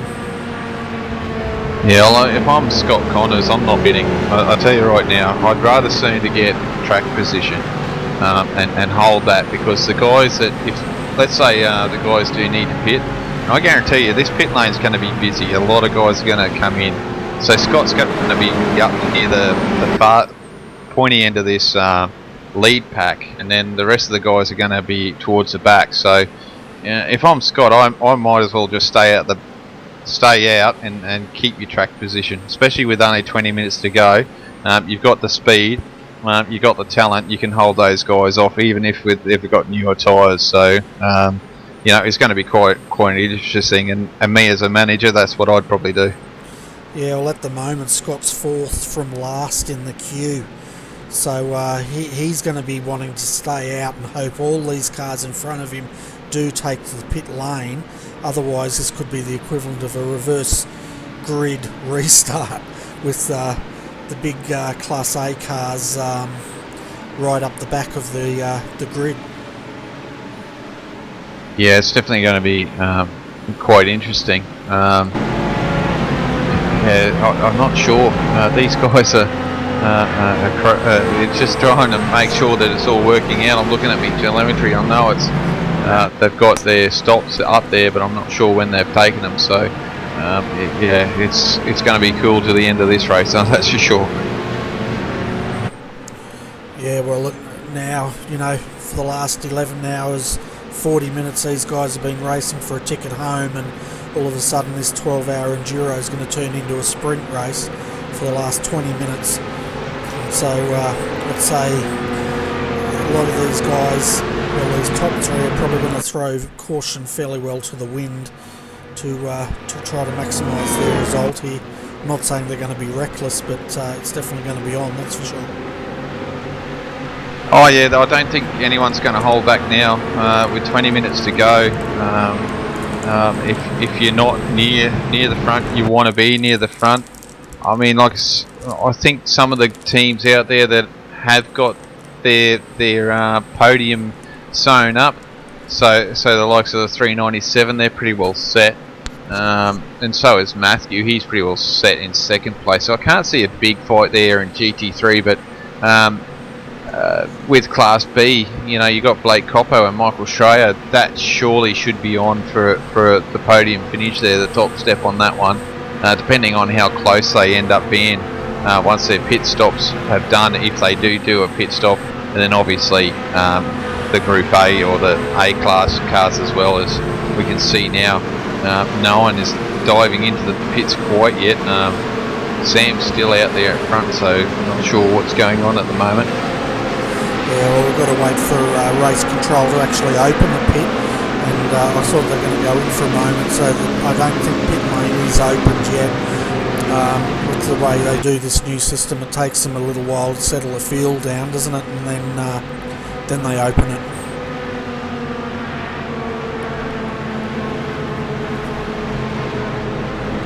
Just, everything went quiet then, Bernie. I'm not sure if I was dropping out then, which would be a disappointing end for me tonight. But yeah, I would assume that you're going to be able to pit now. I think they're waiting. There we go. I've just got confirmation there on through race control over the race. So looks like they waited until all the wave around guys got to the end of the line, so now everyone's got the equal opportunity to get into that pit lane, and let's see how busy this pit lane's going to be. I reckon it's going to be hectic. Oh, it's going to be mayhem. I think, with 20 minutes to go, if you've got an opportunity to get a podium position here, you want your best chance, and your best chance would be splash of fuel and 4 tyres, I reckon.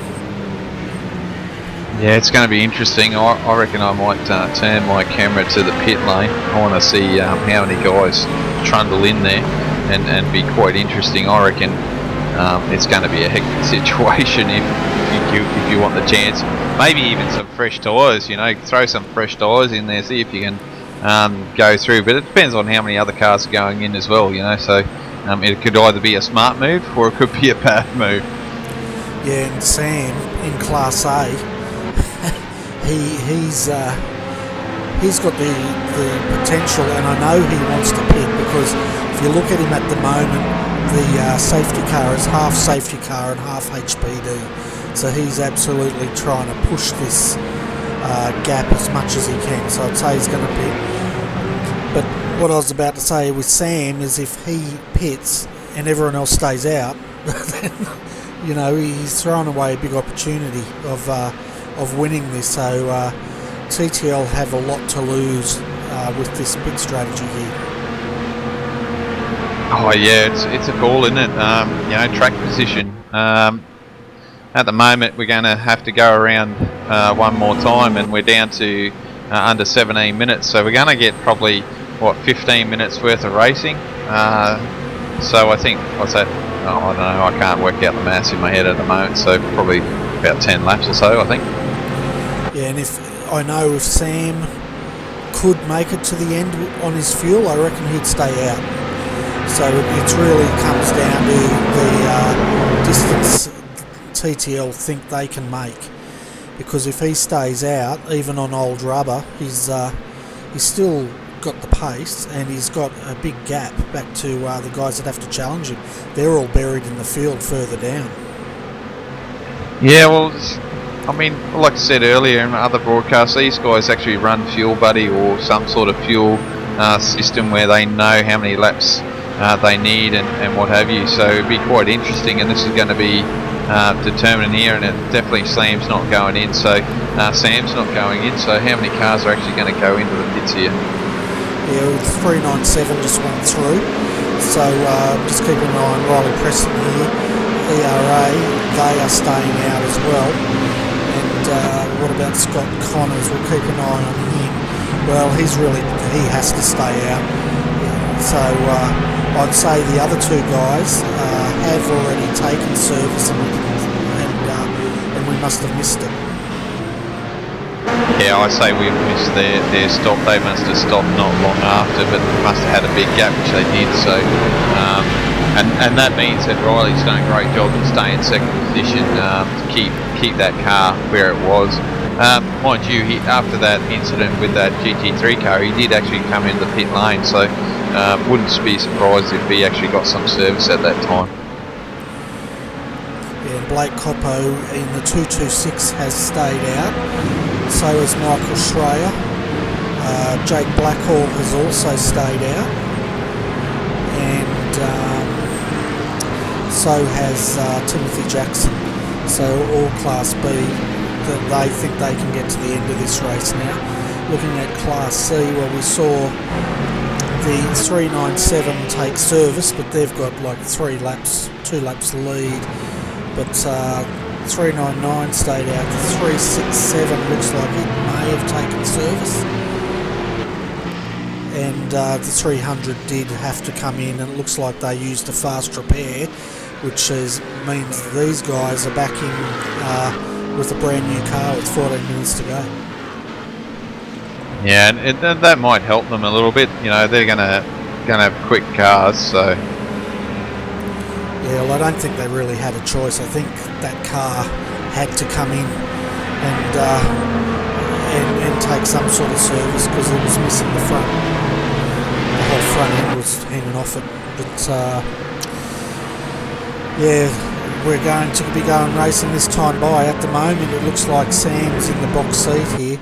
Riley Preston, well, he's buried about midfield, and then the next challenger is Scott Connors. He's right further down, so I don't think there's going to be much of a race here for Class A.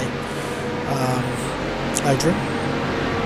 Yeah, no, it's it hasn't really worked out for these guys to give us that sort of race to the end that we wanted. But look, these tyres are going to be dead stone cold. They're not going to be that warm at all. And we saw what happened once before after the restart. These guys just don't have the tyres underneath them, so they've got to be really careful at least for the first half of the lap. But yeah, they're going to have to be careful at this restart, and they're going to go green this time around. So we'll have to keep an eye on this. We might see a few cars go off, and there is no more safety car. It's after there's less than 15 minutes to go, and there is no more safety cars after 15 minutes. Yeah, and keep an eye on the 177 and the 118. Those guys are behind each other. That's the Trans Tasman Racing, Lee Ellis, and the 118 is Redback Racing, Aaron Lee. They're actually fighting for that position, and so there will be a race there. Waiting for the green flag. So the safety cars in. We are now under green and racing for the last 12 minutes of the Sebring 12 hour. Look at them go down here, 5, 6 wide. So all jostling here for position. Whoa, where did that car come from? I'm sitting here with Aaron at the moment. A TTR car just went by, and there's a couple of cars off the side there. Cold tyres, like I said, Bernie, so not used to those cold tyres, but geez, that TTR car just, not TTR, Tryhard's car just went flying past there and got a fantastic start. It certainly did, and the 118, Aaron Lee was caught napping a bit there, and he's got about 3 cars to pass before he can challenge for that 5th position, so he definitely lost out. But up front, that's what we want to see is Sam Sutton's lead, and the gap back to Riley Preston is 2 seconds, and then 8 seconds back to Scott Connors. Oh man, you should see this mess that Scott's in at the moment.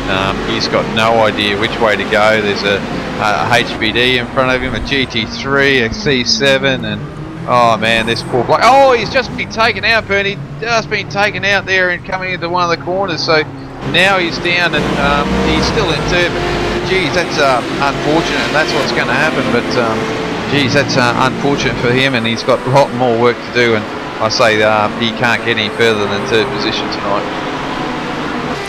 Yeah, that's his. He's really going to have to go into defence mode now, which he's got a lap up on the other guys anyway, so he's pretty safe for that podium. But at the moment, the race is between Sam Sutton and Riley Preston, but that gap, well, what is that gap? 4.6 seconds. So TTL's looking fairly safe. Let's have a look at Class B. Blake Coppo, the 226 entry. He's racing with Michael Schreier here. We'll try and get a gap. The gap is 9.1 seconds.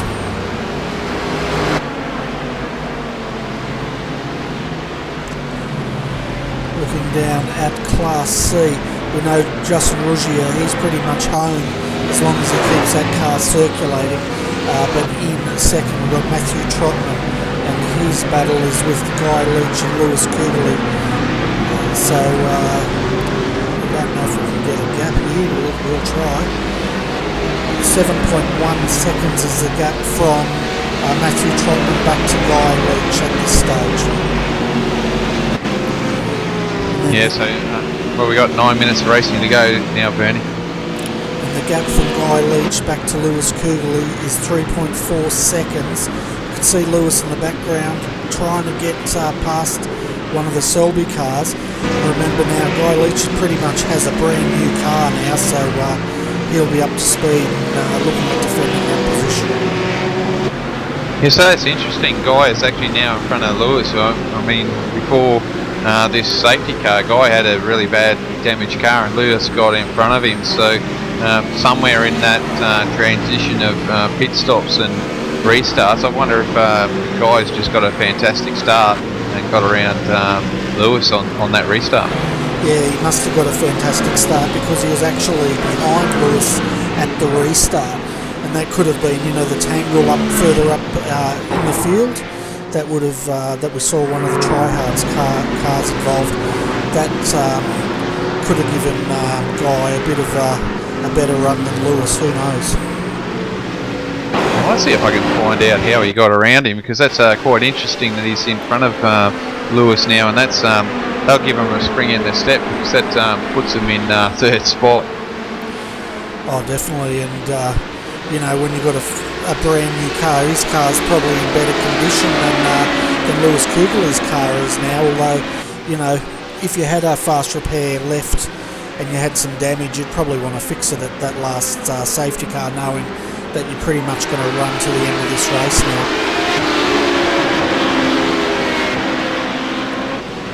I'm just looking at this. There was a big incident going into the last corner that we missed. So back here in the back of the field after the start, there was a big incident going into the last corner. So I'm just going to check on it, and I'll get you to go through to that car with 7 minutes to go.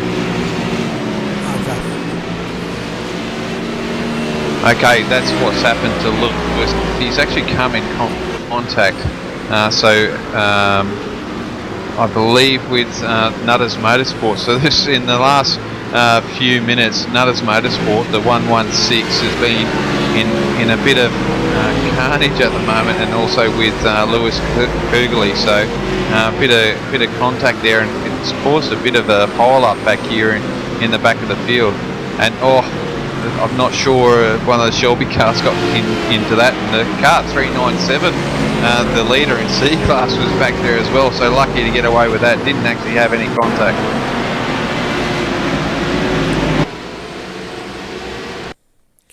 So we're going to just pause that for a minute, and I'll see if I can find Lewis Kugeley here, and we'll try and get a replay of this. Yeah, Lewis got absolutely T-boned, didn't he, there? And the 397, that's a class leader, he had to jump on the brakes. Yeah, no, it was a messy sort of run there. Yeah, and it looked like, from what I saw, Lewis was on the inside. He tagged Nutters Motorsport, spun, and then got absolutely hammered by, I think it was the 314. Yeah, the Shelby car come in there and unfortunately had nowhere to go and collected the car pretty hard.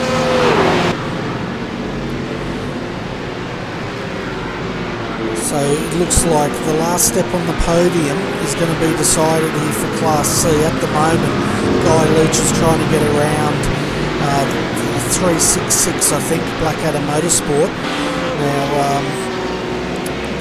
see if he can do that, because he's also got the faster Class B car coming around the outside of him here.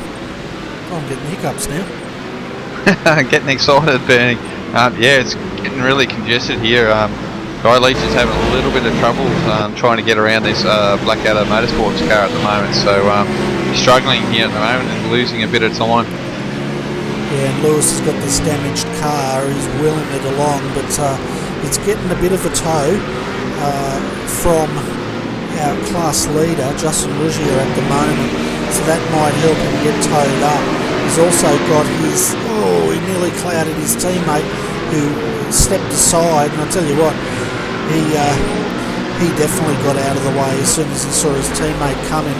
We've got now Justin Rougier flashing Guy Leach saying, I'm coming through. And right behind him is Lewis Kugeley, who's got the draft, so he's going to try and draft his way up to Guy Leach here.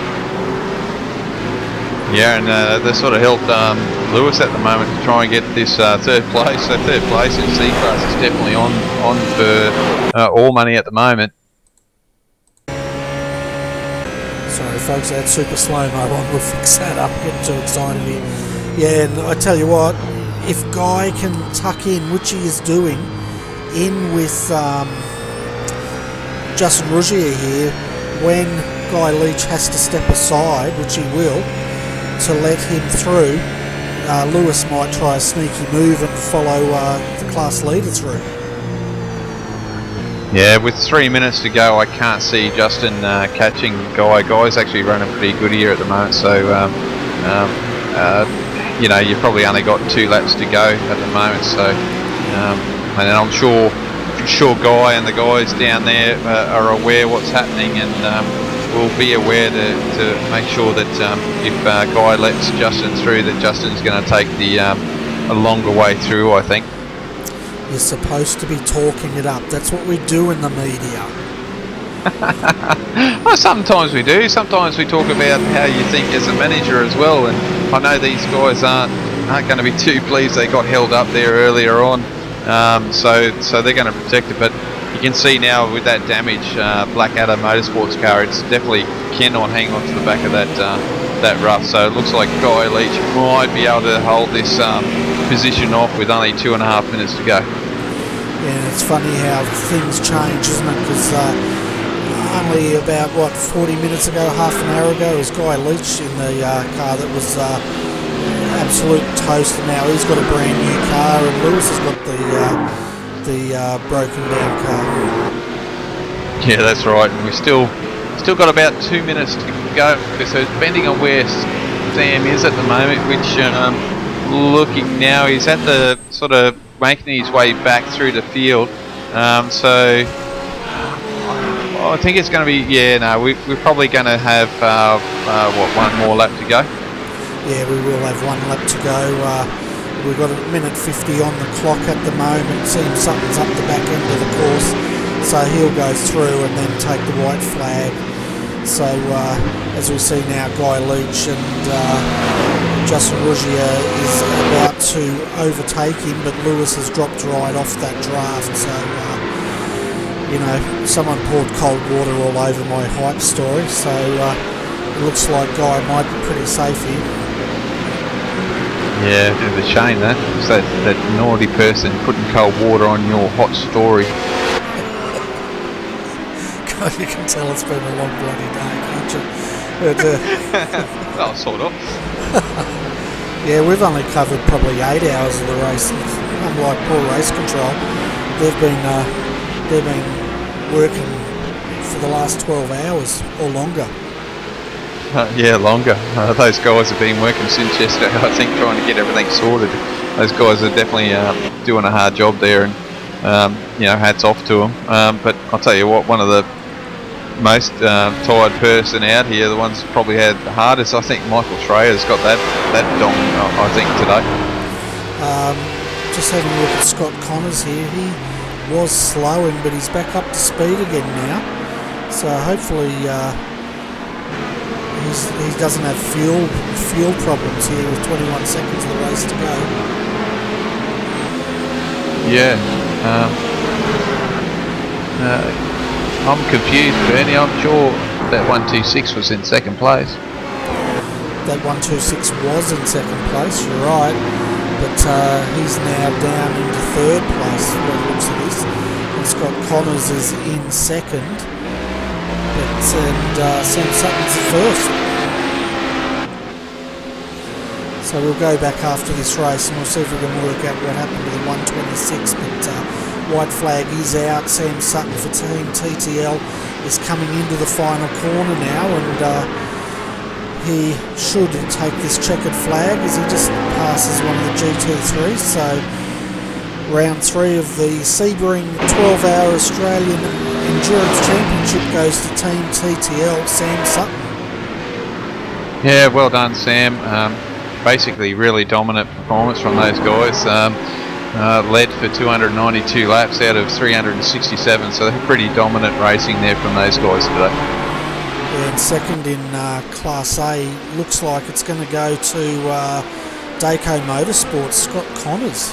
So something's definitely happened to the 126 as he cuts the nose off the 228, and Daco Motorsport, well, they wanted a good result, didn't they? And they're definitely going to get it tonight as they come in second here tonight at Sebring. Yeah, they needed a good finish, and they've got that, and even through adversity today. And yeah, this is going to be quite interesting to see what happened to Riley Preston. He's right back. He's not even close to Scott or Sam. He's just really crazy at the moment. That's quite interesting to see him back here. He's still going through and coming up to the back straight away now. So that's quite a long ways away. Certainly is. I can't find any off tracks from him. We've got a heck of a lot of off tracks from the Class C, but none from his car. So I'm not sure exactly what happened, but hopefully he'll come up and we can work that out for our viewers here. So we can see now Riley Preston just coming across the line to take third. He's probably, third's good, but he's probably wishing he had have held on to that second spot. Having a look further down, let's have a look at Class C at the moment. And Class B went to Michael Schreier in the Boost Juice entry. So Michael Schreier, the number 200, wins Class B. They come second. Blake Coppo won in the 226, followed by the 200 and then the 228. So Evolution Racing Australia first and third, with Synergy Sim Racing in second spot. Looking at, as we could see, Justin Rougier doing the old Van Gisbergen up against the wall celebrating. So the 397, well-deserved win there. They had a 2-lap lead over the 399 Delta Sim Sport. These guys are going to be over the moon with that result, in second position. And then third is the Next Level Racing Pagnian entry 300. Guy Leach was driving that car, and then Lewis Kugeley came home in fourth in Class C. I can update on car 126. It was actually in the pit lane, Bernie. So I'm wondering if they took a gamble and went for the fuel strategy there and try and keep second place. So I wonder if they had to throw a bit of fuel in there to make it to the end. Yeah, I'd say they rolled the dice and did everything they could to get that car to the end, and probably just had to do a splash and dash. I'll just have a look at what sort of a pit time they did. Well, it doesn't tell me. But ANZ Motorsports, well done, Class C. They're very happy here and celebrating in style the Van Gisbergen way. Or there could be another reason why that they're in the pit lane. If we have a look at our penalties, there's a little bit of a penalty situation in there, which may explain what happened to that car. Okay, yeah, we've got a drive-through that was issued on lap 348 to the car 126. It was actually a protest against that car for contact with the 119, that's the Redback Racing, and they were issued a drive-through penalty. So that would explain exactly what happened to the 126 there. We've also got a couple of post-race incidents that the stewards will be reviewing. The first one is on the 300 Pagny and IRFF Racing for breaching sporting code communication breach. So I'm not sure what that's about. Oh, as Justin Rougier just blows the motor and hits the fence. Well, they got that car home. 367 has 2 post-race incidents against it for contact with the 116 and the 314. The 111 car, G&T Racing, also has a post-race protest to be viewed from the 3 for contact with the 221. Yeah, it looks like we've got our first interviewee with Ian Ford from the car 126. So obviously we've figured out what happened with their car, but we can have a chat to them there in third. It looks like we will get more, but unless you want to go through a bit more stuff there, Bernie.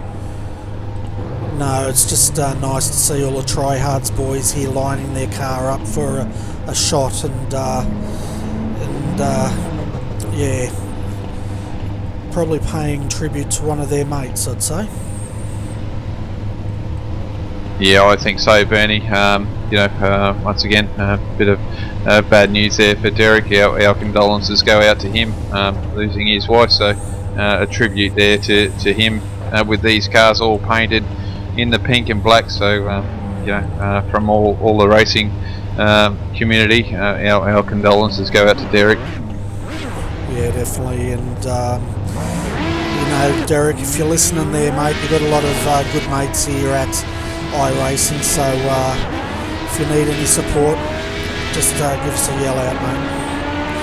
Alright, well, we better get to some interviews, hey? Yeah, they've started to form up down here. Okay, so let's have a look. Who have we got down there? Let's bring the 188 up, Sam Sutton first, while the tryhards boys go absolutely ballistic and trashing their cars. I think they've decided they're going to have a smash-up derby out there. Anyway, let's bring Sam Sutton up. Enough craziness. What's that much? Hi Sam, welcome to RRTV's Combox, and well done. How close were you to running out of fuel at the end of that race? We had much fuel. We had about 20 kilos left across the line. We actually didn't stop with about 47 minutes to go, assuming there wasn't going to be a pace car, so we're going to run hard to the end, and the pace car just gave us a bit of extra fuel for some skids at the end. Okay, so it's a pretty safe margin by the sounds of it. Well, I'll tell you what, you guys got the record for the number of laps led. We have you down here 292 out of the 367 laps led, so well done. Yeah, it was a good effort by all the boys today. Rocked up with a really quick car, just rolled it out, and I'm lucky to chuck it on pole. And first 3 stints for me were pretty uneventful apart from that pace car, and we tried our best during the middle part of the race to throw it away. I think each one of us looped it and hit the wall at least once, so we used our fast repairs up with 4 hours to go, and luckily we were able to keep it out of trouble for the last 4 hours and bring it home with a pretty decent lead in the end. Yeah, when the pace car came out, I thought it was going to be on for young and old, but you're fortunate to have a lot of cars in between yourself and Riley Preston and Scott Connors. You're all spread out by at least 10 to 15 cars by the looks of it. Yeah, and we were lucky that the class leaders of B and C were nose to tail and pretty close behind us, so not many cars got waved through. So it was good in that respect, and then not many guys pit, so we had about 13 cars between myself and Riley at the restart, and I think the ERA car had a lot of wing on it, so they had trouble passing in a straight line, and that showed trying to get through traffic. They couldn't just get the moves done into the easy spots.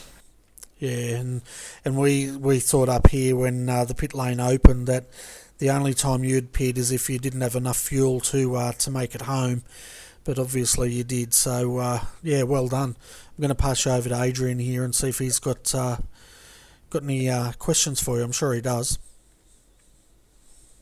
Yeah, thanks, Benny. Well done, Sam. Look, drove that car phenomenally. Just on the money.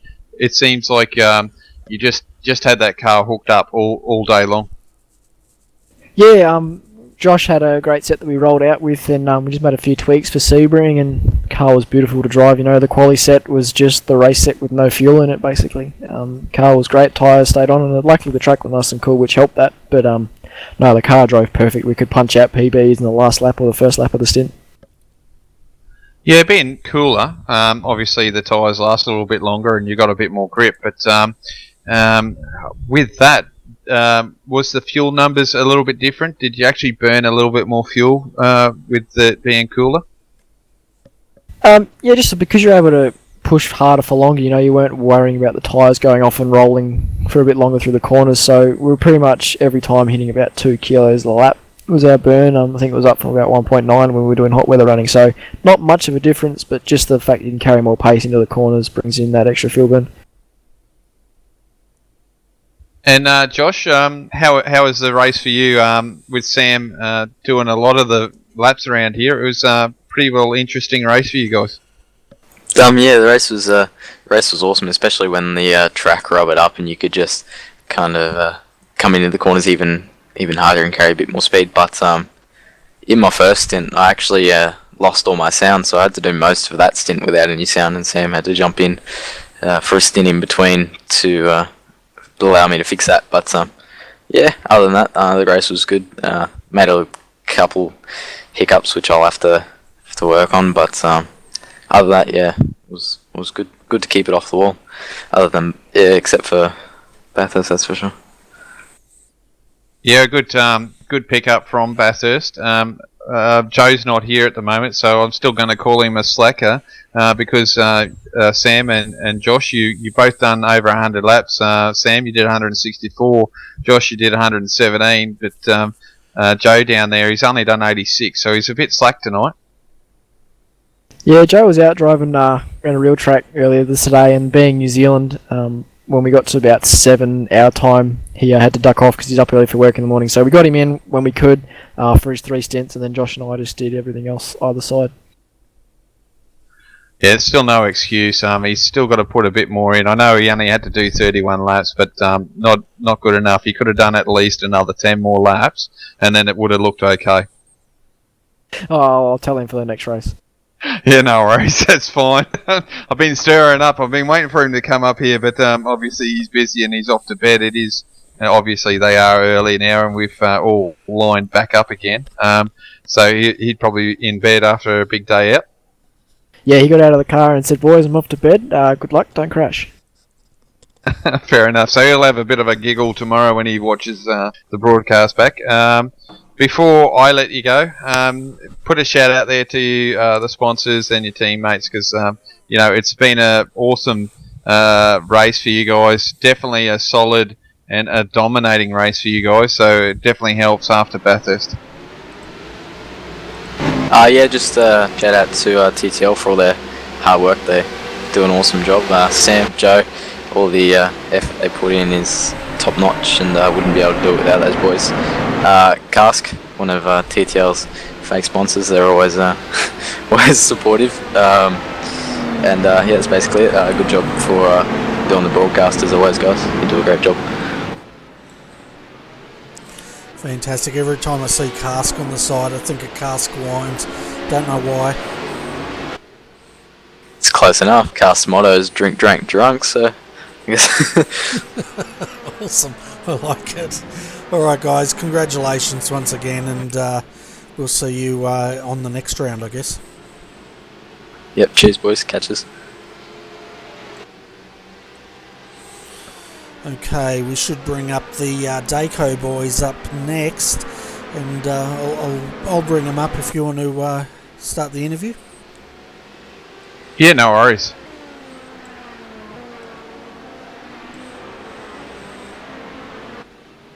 Oh. Yeah, sorry guys, just waiting for you all to come up. Welcome to the booth. Congratulations on second place. So not a bad effort considering the woes that you've had to go through today to get home. Yeah, guys, it was an absolutely fantastic race for us, all things considered. We definitely had our trials. We had Stenny have his internet go on him. I had a few incidents of my own. Connor's made a few mistakes. It's all part of the course, really. But second place, easily fantastic result, and compared to where we've been in the last couple of rounds of this season, I think we've really shown what we can do, and we're going to try and retain our title as best we can.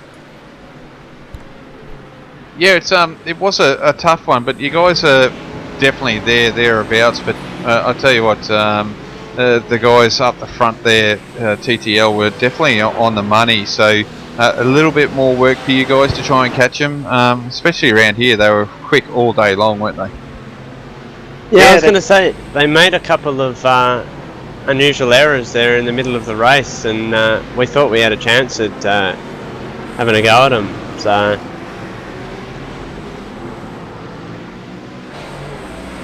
sorry, Reece, I cut you off. That's all good. Yeah. Yeah. I mean, Stenny said all I wanted to say. Have you got anything to say, Connors? Oh, I'd just say it was pretty good to get P2 other than getting tagged by your teammate on the last restart. Yeah. Yeah. But no, it was actually good effort. It's good for a change that, we actually, even though we didn't have luck didn't go our way, we still actually came out with a result, and it's actually real positive for the team. So I think we'll be there, up there again, hopefully at Monza. We can take it to them, hopefully to TTL, and hopefully we'll have a 2-car assault, not just a single car. Yeah, and it looks like you boys definitely enjoyed the racing today. You shared it out a bit. Today, the reason why I'm picking on that today more than anything else, Michael Schreier in the Corvette had done 215 laps today, so I think he gets man of the match for just how many laps he's done today. So you guys were quite sensible and spread the load out quite evenly. I don't know how you could do it after my 108 laps. That was all I wanted to do. I didn't want to do any more laps after that. So, yeah, credit to anyone who wants to do 215 of them. Yeah. Definitely. I thought my stint of 2 and a bit stints where I was absolutely driving the wheels off the car, and then I handed over to Stenny. I thought that that was putting the hard yards in, but geez, hearing about Schreier, that's major props. Yeah, it certainly is. But obviously, because this track is so difficult, it's definitely a driver's track. You've got to work at it all the time. Even the straightaways aren't that long, and to get into the next corner off of those straightaways isn't easy either, is it? Sebring is an incredibly difficult track, especially in a car that's as aero-dependent as the HPD is. Actually, one of the biggest challenges for us leading up to this race was getting the car to be consistently quick, because you try and set up the aero to be as balanced as possible, but then you've got to deal with the suspension and the beating that's going to take over the bumps, and Sebring's combining some very fast corners with some very bumpy and slippery tarmac and concrete. So yeah, it was a challenge, but I think we got it into a good place, and that shows in our result. Yeah, I still got scared every time I went into the last corner into turn 1. The quite scary corners in the HPD. Yeah, that was my next line with you guys talking about how difficult it was to set this HPD up. Obviously, my explanation to the viewers is it's just a big wooden door with wheels on it, and basically that's the way it handles, especially getting into that last corner. It's real bumpy, and you've got to pick your line right through there, because it's quite a horrendous little corner, that one, at the moment, especially for the HPDs. And it's especially worse is when you catch a GT3 car or a DP in the middle of a corner, because you have to brake, and sometimes if you brake at the wrong time, the car's going to snap on you, and it's seriously scary when you're going in and you're tapping the brake, and it's like, is this car going to murder me or something? It's scary enough without a car in front of you, let alone when you have to try and not hit a car in front of you that's going way slower than what you are. Yeah, HPD doesn't like doing stuff in the middle of a high-speed corner, that's for sure.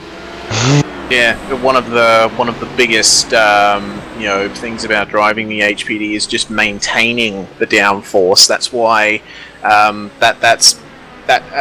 think a good sort of real life analogy to it would be looking at what Sebastian Vettel did in Formula One about the 2011-2012 era. You have to kind of get on the throttle through the corner in order to sort of get the air flowing underneath the car and produce that downforce. And if you put the brakes on at the wrong time, you're going to lose that downforce. And that happened to me a couple of times.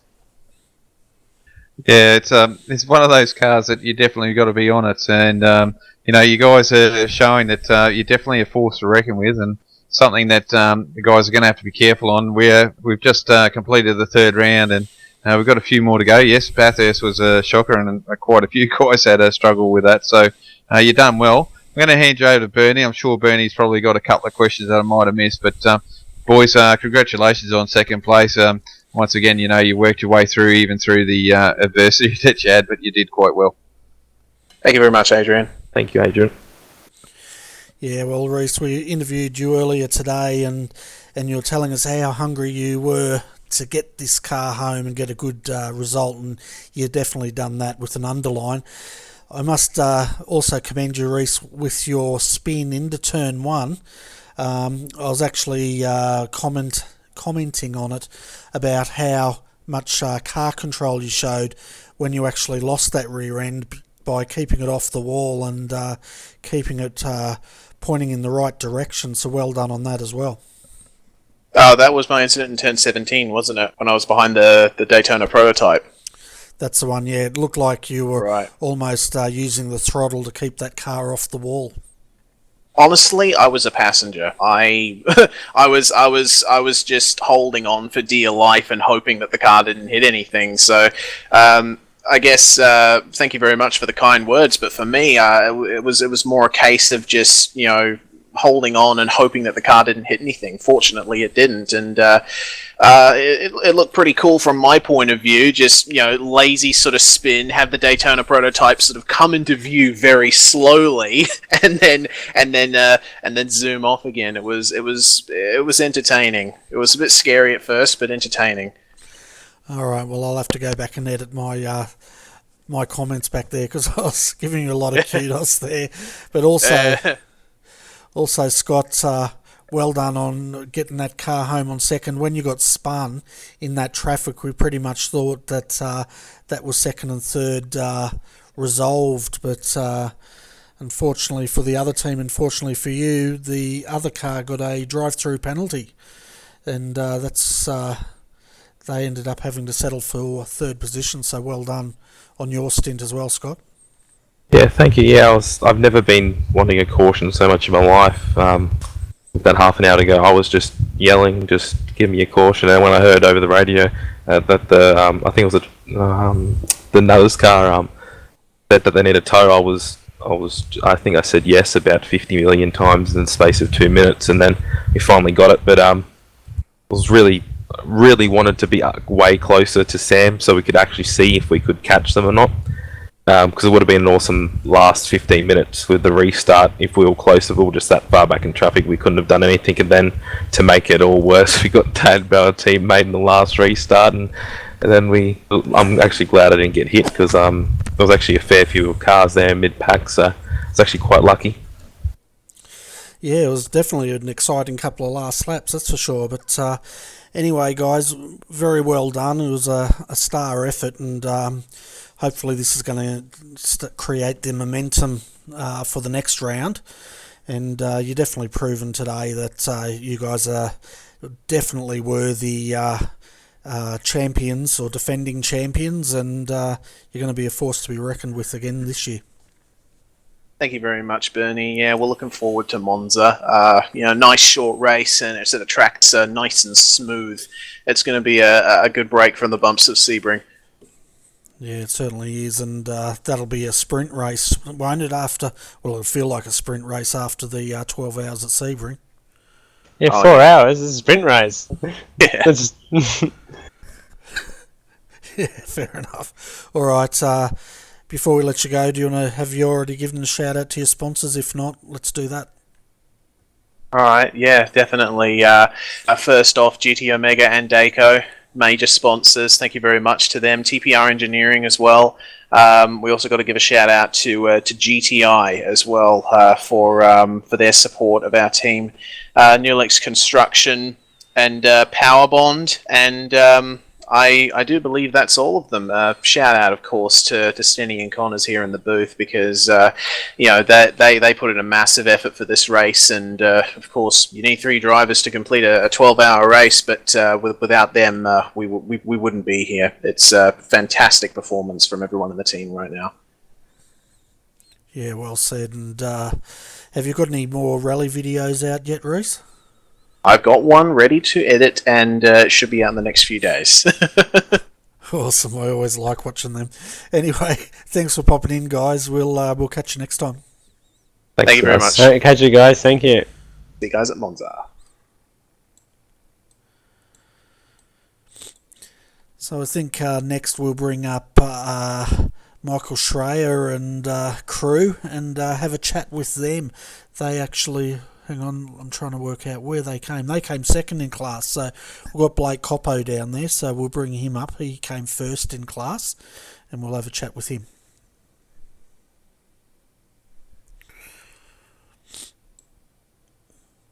Hi Blake, before we start the interview, is there any more of your guys down there? I'm the only one here who is driving in the C7. Ian Ford's down there who was in the in HPD from ERA tonight. We'll bring him up as well. We might as well kill two birds with one stone. Anyway, Blake, welcome to RRTV's Combox and congratulations. We've got you down as winner in Class B. Thanks, Bernie. Yes, got the win tonight. Very, very pleased. It was a long, tough race, and you know, starting 12 hours ago with a great qualifying and first 3 odd hours worth of driving from Nigel, and then between Marcelo and I, a lot of work to get it from there to the finish. So it's almost a relief just to be finished, but yeah, we're extremely pleased to come away with the win. Yeah, and not only that, you've had your sister car, the 228. It came home third in Class C, and then we've also got Ian Ford up here. And where did you guys come? I think you came third. Yeah, we finished third overall after the whatever it was, 1 minute stop go at the end there. Yeah, so that was a bit of bad luck, but still a very strong result there for ERA tonight. So getting back to Blake here, with the race today, I guess, do you want to briefly try to sum up 12 hours to our viewers? Very, very tough. It's not an easy track. Even yeah, it's got a bit of runoff, so you got a bit of room for error. But the bumps and some of the tighter, twisty turns, it's quite easy to make mistakes. So just to keep it clean and mistake-free and work the traffic well for 12 hours, we were able to do the whole race without having to use any of our fast repairs. We did have one incident. I bumped it against the wall early in the race, and we had to take about 30 seconds worth of optional repairs to get the car back to full speed, but after that we're okay. But it was extremely tough. I was just talking to a few of the guys after the race there from within our C7 class, and commenting on the fact that of how strong the competition in that class is. There's at least 6 cars who are all running right on the race leading pace for the whole race, and you really just need to be consistent, stay out of trouble, and be in the right position for the last couple of hours there to capitalise on it. Yeah, well, that's it, isn't it? Staying out of trouble and keeping that car at the pointy end to get to the last probably quarter of the race where you can actually really start formulating that strategy to get your car home in first position.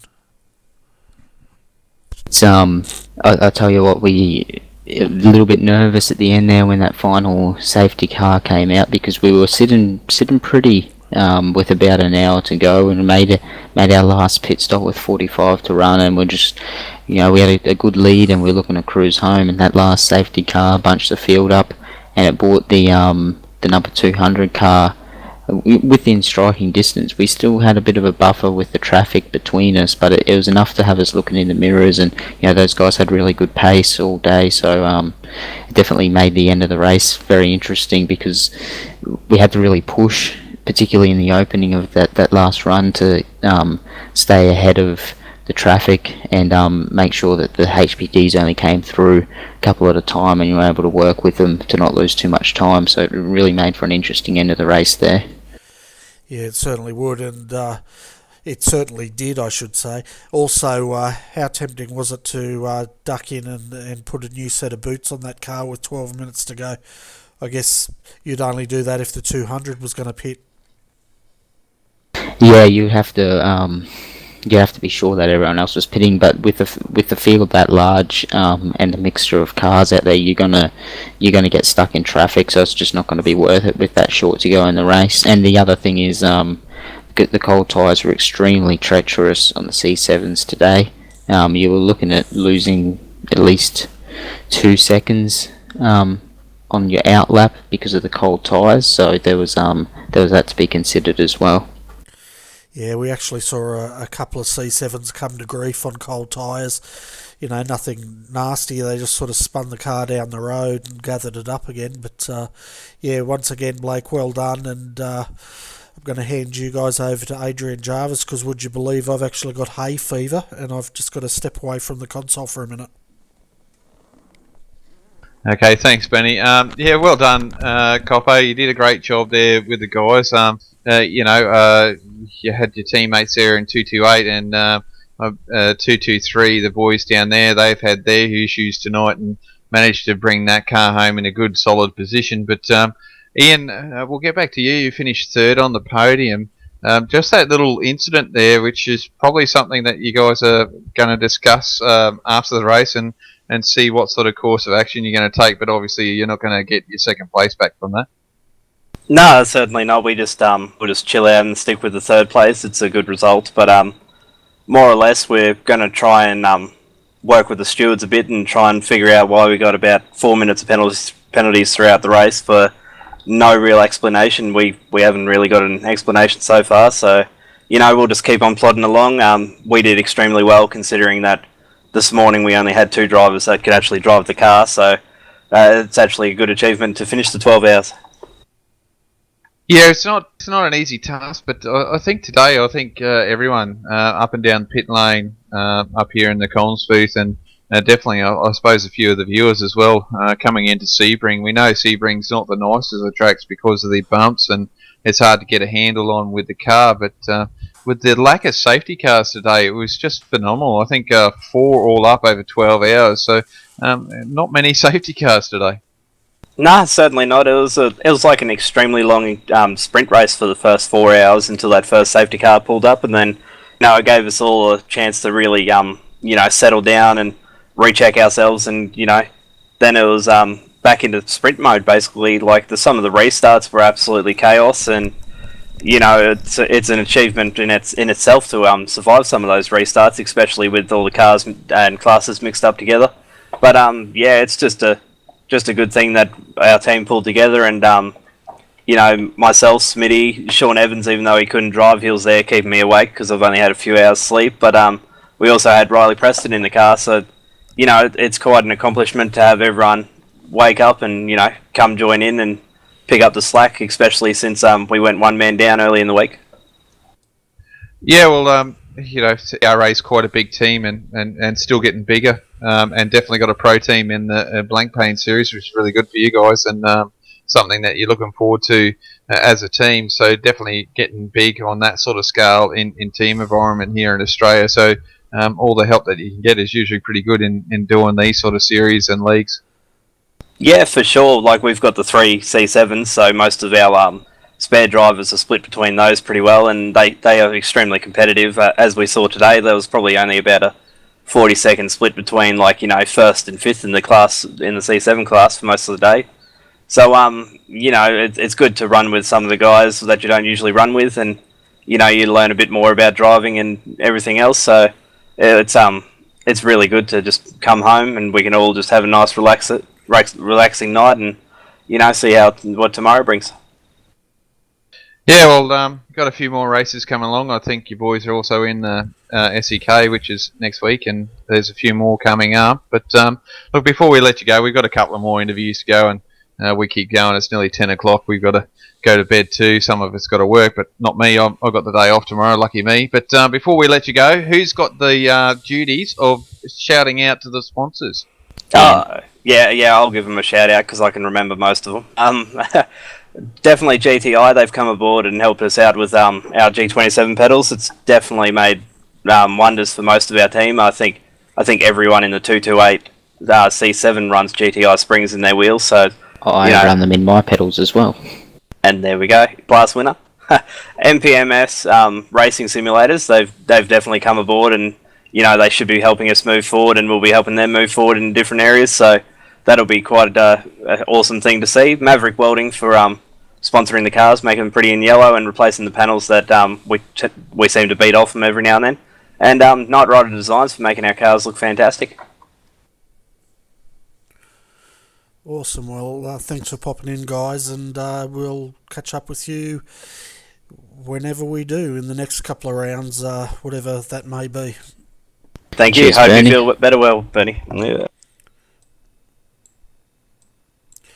Okay, our next interview is the 200 Boost Juice entry, and we'll bring those guys up. Did you want to start that interview, Adrian? Yeah, I'll start that one, Bernie.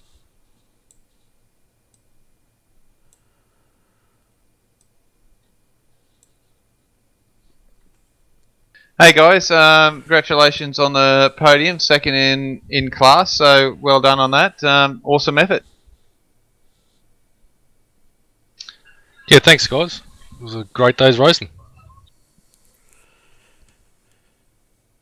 Yeah, so Michael, I think I'm going to give you man of the match even before we finish tonight. The amount of laps that you've put in around here was just phenomenal. 215 laps all up today over 12 hours. That's just crazy numbers. Yeah, thanks man. I just really felt in the groove today, and I've got to thank Rob and Brenton for doing the setup and stuff, and we pretty much only started this on the first official practice session, and I really wasn't going to run today due to family stuff, but our fellow driver Reese Goldfinch hurt his back, so he wasn't able to cut any laps, so yeah, stepped in and helped the boys and come away with a second, and it feels like a win, so I think we're pretty chuffed about that. Yeah, and it also helps for the championship. You were the title holders last year. That's why you're carrying the 200 this year. So obviously, the closer up to the pointy end, the more likely you are to keep a hold or keep a good run to the end of the championship. But with the track today, we know it's a tough track. How did you feel as the track went on? Did it get more grip, or did it lose grip, or how did you handle the bumps and the traffic and the safety car aspect? Did that throw you guys as well with your strategy? Yeah, well, we had a bit of a mix-up at the start. Basically, Robbie had a bit of an accident on the track and it got a meatball, and what happened was we pitted, but we chose not to use a fast repair because it was only like a 9-second optional repair.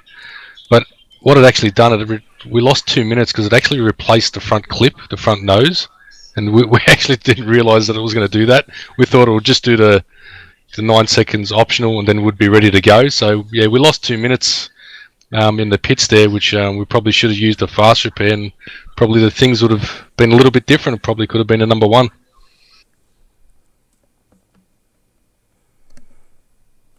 Yeah, so that was quite interesting, having a 9-second repair and it ended up being a 2-minute one. That's a new one, so that's something that someone might have to get a replay on and send that off to iRacing, because obviously these guys would like to know what's going on with that, because that's something that you don't want to be happening all the time, that's for sure.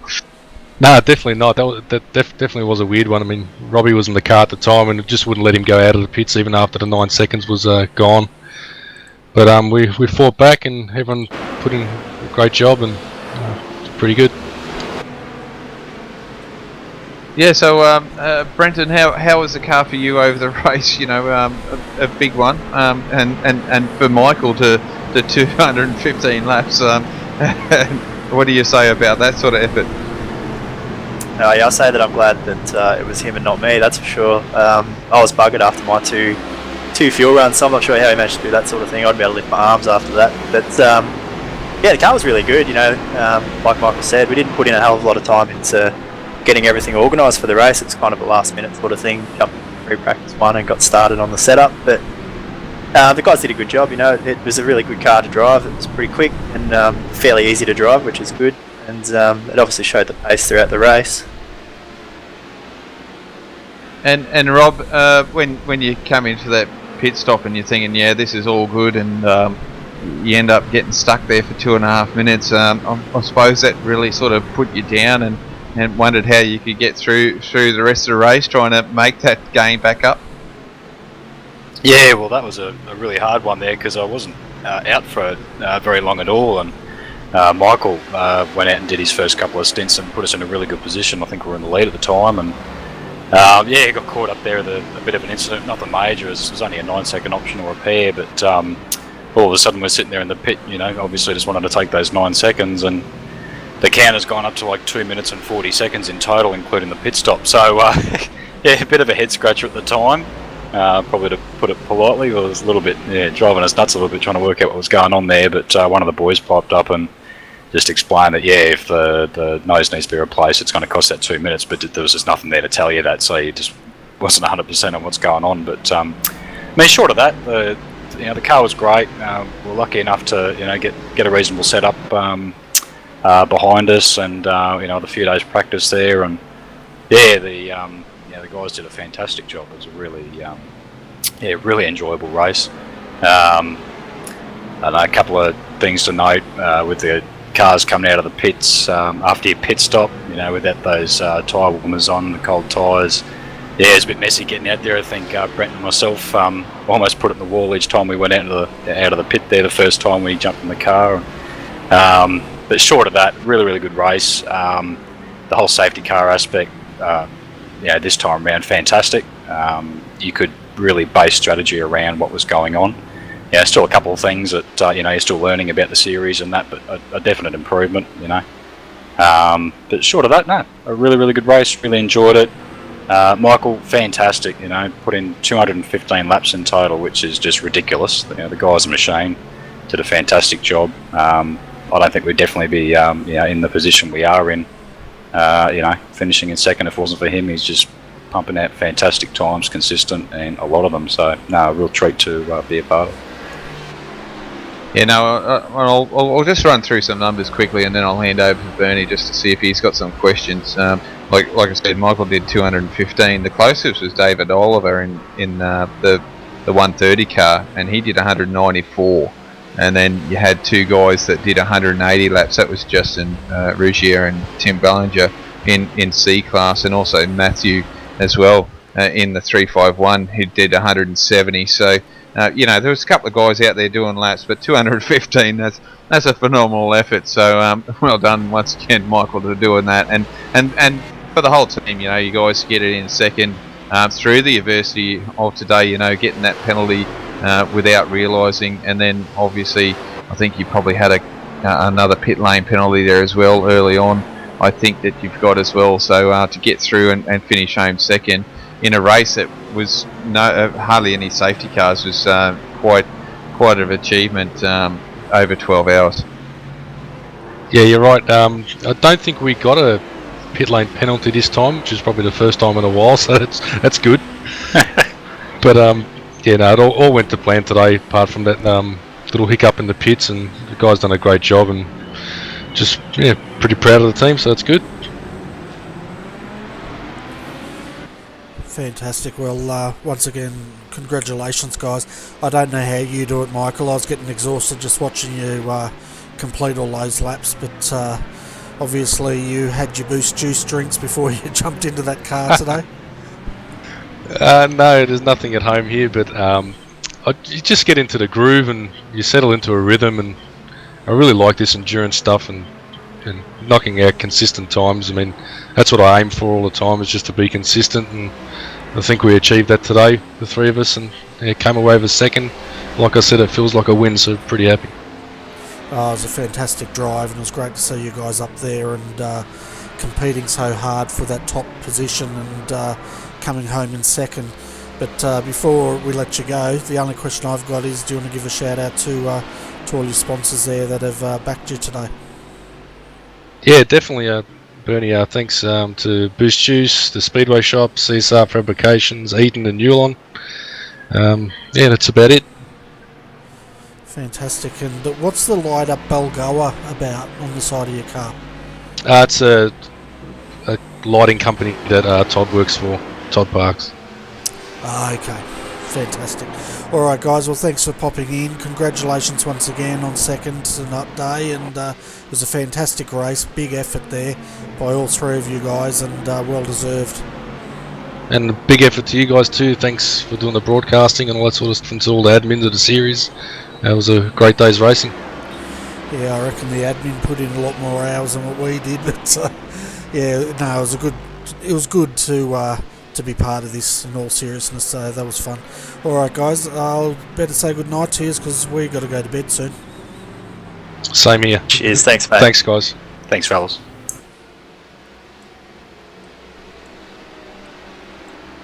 Okay, the next guy we're going to bring up is Jack Baker. He was in the 132 Tryhards Racing HPD entry.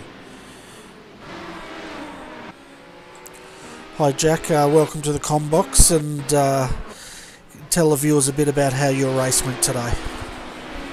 Yeah, it was pretty stock standard for us. Really, we crashed early and had to fight back through the field. So, you know, normal day for us, and we did fairly well, I think, considering the circumstances. With Derek and all, we did really well.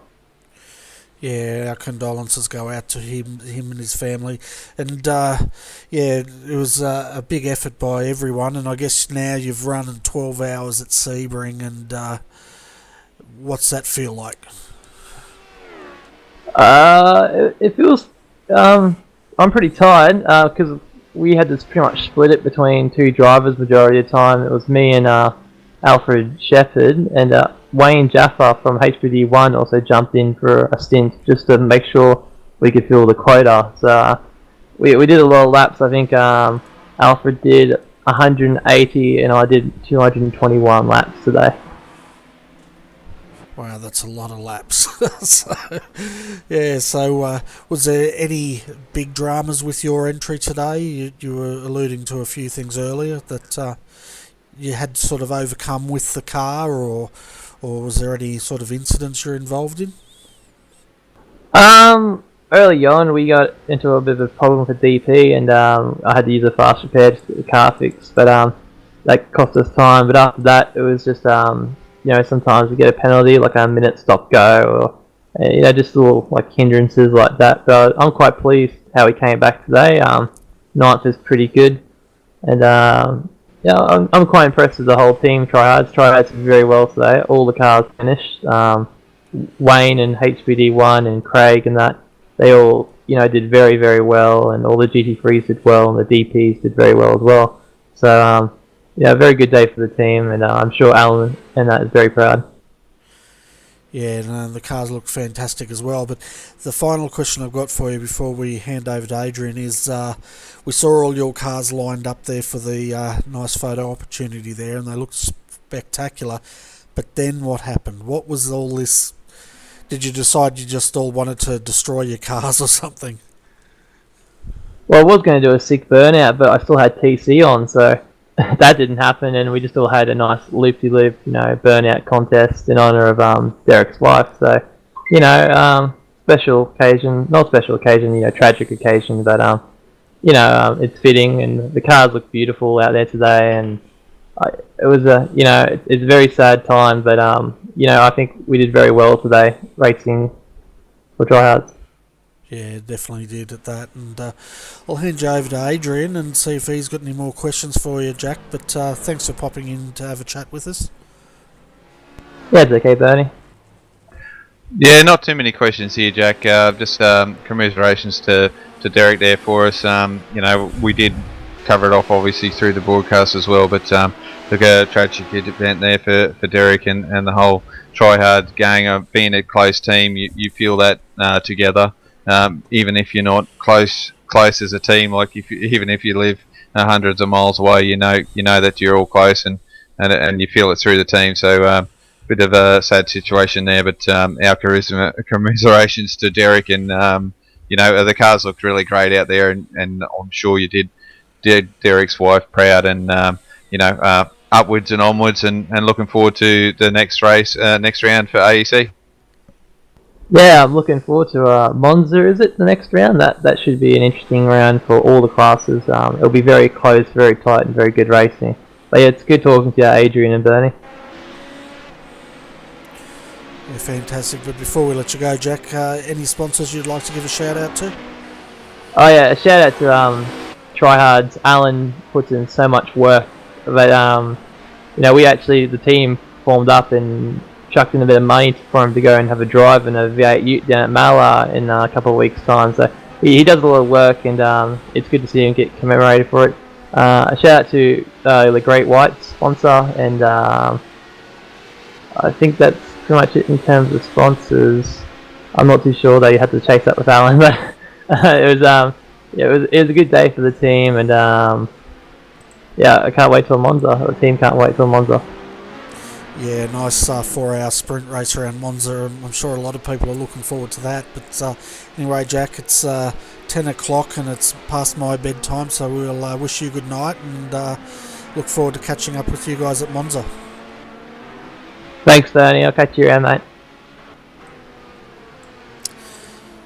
Okay, well that pretty much ends our driver interviews, folks, but we'll bring up Scott Stevens. He's the madman, I guess you could say, in race control, and we'll get his view on today's race. Hey Scott, welcome to the RRTV Combox, and it looked like you guys are a bit busy up in race control today. Good evening, Bernie and Adrian. How are you both? Thank you for having me up here. Yes, quite a busy day, and obviously a new set of sporting regulations that had to be put into effect, and we've done that. So very happy with how the racing went. I think it was overall very good. Yeah, and we also saw the new under caution rules come into effect today with the wave buyer cars and the pit lane closed and entering. How do you think that went from a race control point of view? I think it went great. The process was executed the way it should have been, and I know for a fact there are people out there that are saying what the hell's going on, and that's fine, but it's in the rules and it is written clearly, and we've basically grabbed the rules and whatnot from the IMSA series in America that they pretty much run, and now using it in the iRacing for the AEC. So I guess like a quick breakdown is any car that is between the safety car and its lead class car will be given a drive-through. Now Class A is a little bit different because obviously the safety car picks up the leader, so technically it's already done the wave buys for all those cars that we're in front of. We don't have to manually do it, but all the rest that are stuck between the safety car and its lead class car, we have to then manually process. Yeah, well, I for one thought it's a great idea. It seemed to take a lot of the the problems with black flags, pitting and all that sort of thing, and it also, once we got used to what was going on, it made a lot more sense to us. So well done on that, and it's definitely a step in the right direction, that's for sure. Yeah, I think the biggest thing that it's done is bring together the classes back into competition to be fighting with each other, which is what all the classes wanted to see and have happen within the managers meeting that we had.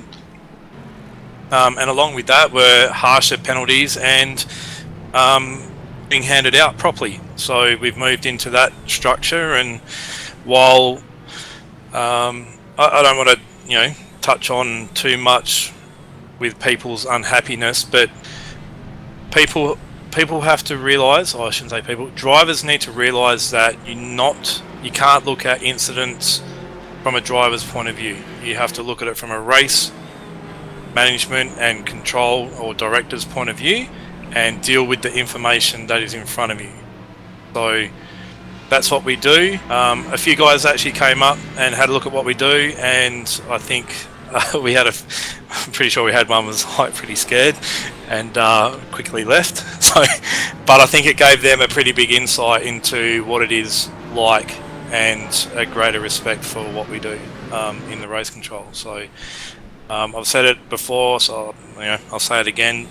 I'm happy for anybody to come up into race control during a race and sit and look at what we have to deal with under the pressure that we do, and just get a feeling for what it's like. So the welcome mat is laid out. Yeah, I don't need to go up there. I know what it's like. It's probably a bunch of guys in straitjackets rocking backwards and forwards, dribbling into their bibs. That's what I imagine it'd be like up there. But maybe that's after the race. But yeah, I get your story, your drift. But I think tonight we saw today we saw some incredible racing. Great battles had again. Obviously, TTL there winning again for Class A, but I think the other guys are slowly closing the gap, and I think next couple of rounds it could actually be maybe a different winner, and some really good close battles happen. Oh yeah, there was close battles all through the field, and the standard of driving the first part, which we covered, I think we went the whole way without a safety car, but the guys must have known we went off air, and you had a couple, but I think all up you only had about 4 safety cars in the 12 hours. Probably feels a little bit more than that, but you could be right. The first safety car, so we've set a new record with that. From our previous was at Spa, and that was for between 3 and 3.5 hours off the top of my head, and this time we went past the 4-hour mark. So I think it's a bit of a credit to the guys and their ability behind the wheel to start driving in with an endurance mindset, which is really positive for the series. Yeah, and I think a lot of that, they were very mindful of the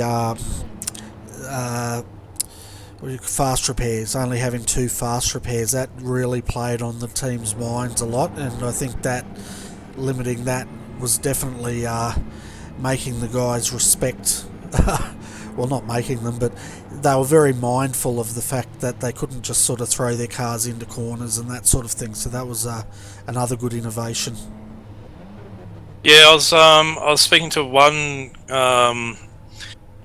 team member, and they were informing me that they still had 2 fast repairs at the 8 or 9 hour mark, I think it was. So they hadn't used anything up until that point. They had damage, but were just getting optional repairs and trying to keep the fast repairs up for when they had really bent steering or a really damaged car, that type of thing. So I think that's really, really good, and I wouldn't be surprised that there would be some cars out there or some teams that actually finish the round with maybe a fast repair still remaining. So yeah, pretty good. Yeah, we spoke to a few during the day, and they had minor damage on their car, and they were actually opting to fix it each time they went into the pits. They got the pit crew to fix a bit more of the car, so they're starting to think from a realistic point of view what they have to do to keep that car going without the safety net of that fast repair, because they wanted to save it in case they really needed one. Yeah, and I think that's wise. If you got a little bit of panel damage, maybe some cars like I guess the HPD and the C7, your aero can be affected, but to gain maybe a tenth or so a lap, but run the risk of actually having more damage again, where you can just get the option repairs done each time it just tickles over, and when you're ready to leave the pit lane, away you go. You don't have to wait for it to fully run down, but whatever's remaining will be carried over onto the next pit stop.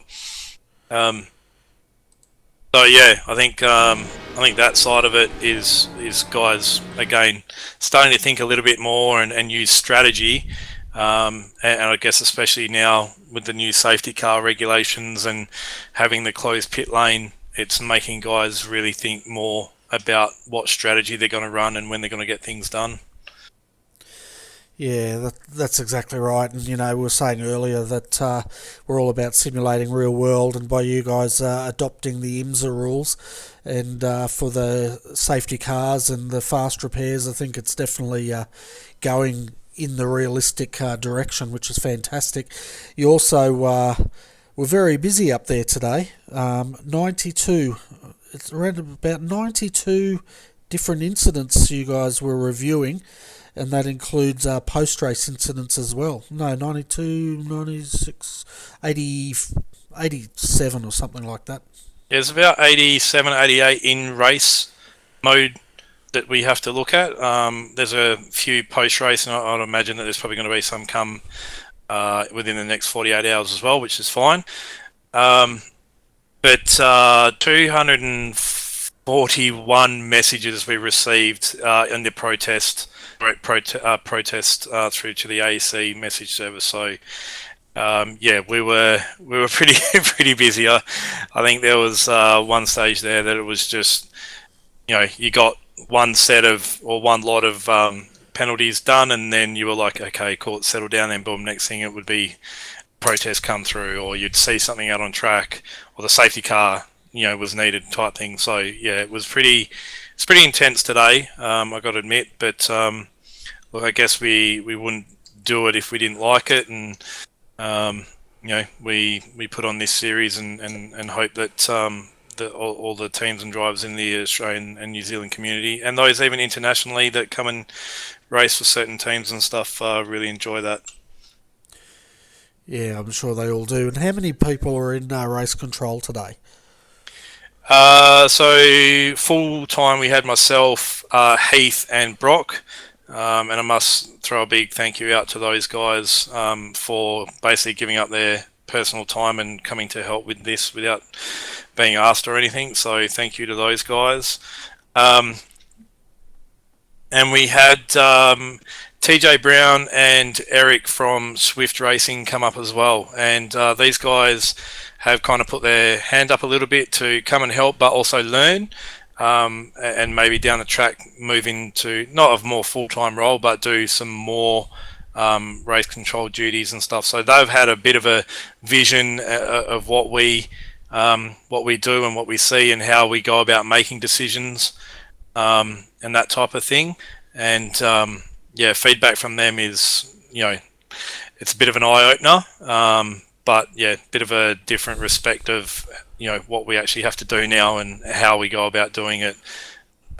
Just even the little things, like we gave them the viewing of the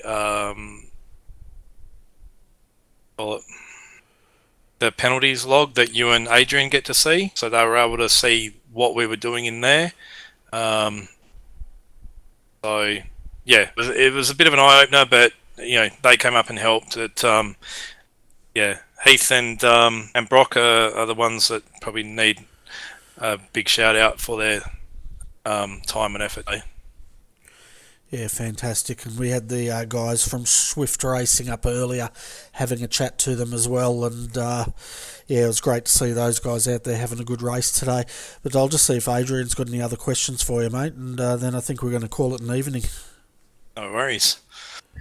Yeah, thanks, Benny. Yeah, it's getting a bit late. Scott, I think tonight was really good. I love the safety car initiative. I think that's worked really well. Some guys probably still didn't like it too much, but I think it didn't matter when that safety car was going to come out. But I think overall, I think it's a good initiative, and I think it's more of a proactive approach to it more than a reactive, because what you're doing there is, yes, it takes a little bit more time to process those cars to get through, but instead of doing that, you would have to try and go through these black flags, and it would probably be like, from my point of view, if you look at it on the situation as a race car driver, how many of those guys that said they got a black flag because they actually were in the wrong and got them cleared? So that sort of cleared up that sort of mess with that sort of situation, didn't it? Yeah, it did. That was probably the biggest thing that we noticed on the first couple of safety car periods was nobody calling out for the entry of an open bit, which is what we've had in the past. And I think the time spent on those 3 laps where the safety car, where the pit lane is closed, has just confirmed the order. And then once we verbally open the pit lane, and obviously we extend the safety car, but once we open the pit lane, it's putting teams and cars within their rightful spot on the track. And I think that that's helping the process of iRacing go through the structure of where each car needs to be. So I think that's definitely helped. It's definitely helped in the competition per class. It hasn't given a disadvantage to the cars that aren't laps down on their actual class leader, so to speak, whereas it used to, and it would just ruin the actual competition side of it per class. So that's definitely helped out. And another thing is the strategy that comes into play. Do you want to run the risk of running your tank on empty and then a safety car being called, or near empty, and then a safety car being called and not being able to enter pits? Or if you run out of fuel, you become a stranded car out on track, so you have to use the escape function, those type of things. So it's making teams and drivers really have to think about what they're going to do throughout a stint. Yeah, that's for sure. A lot of teams are starting to think about that, especially after the first safety car. They're going, "Oh, we're a bit close on fuel here. Can we make it?" And then they started going, "Well, we're going to have to pit probably 5 laps before we need to, because we don't know if that safety car is going to come out, and there's about 5 laps worth of safety car." But realistically, running around behind a safety car, it's probably about 3 laps to be roughly right, I think.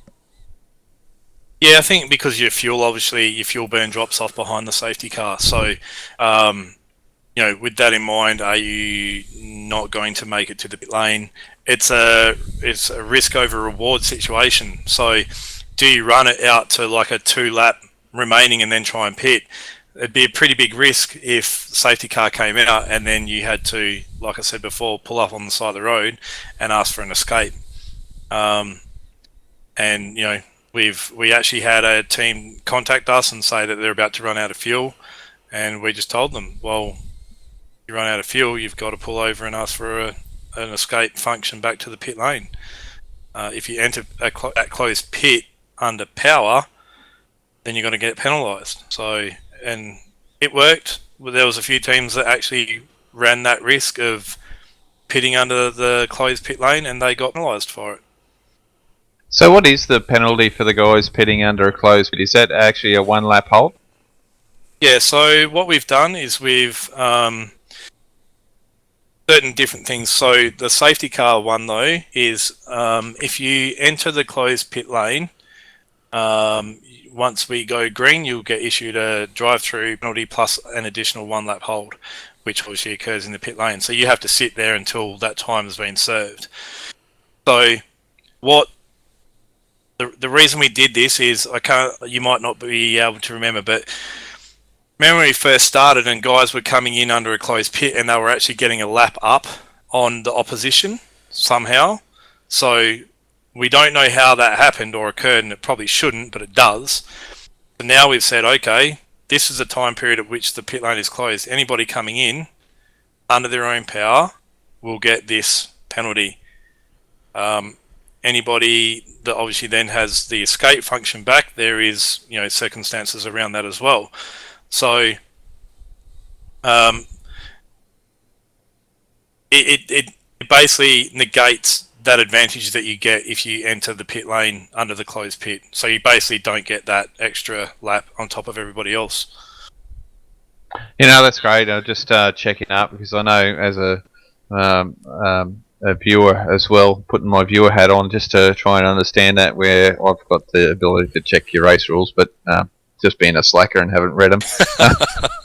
But no, it's great to see, and it's definitely putting it back on the teams to work out what they need to do. And I think tonight was a good way of seeing it. Even on the restarts, we didn't see another safety car, and generally that's what's happened in the past, even at Daytona, which is a track that, yeah, it gets into a tight situation, but we always seem to have another safety car, and we could have had the same thing here at Sebring, because it does, turn 1 just closes in on you. It just just goes from this massive, big, wide open area down to nothing getting in off that corner.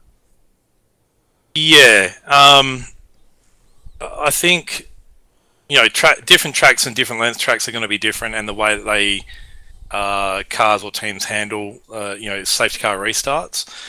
But I think that overall, guys are starting.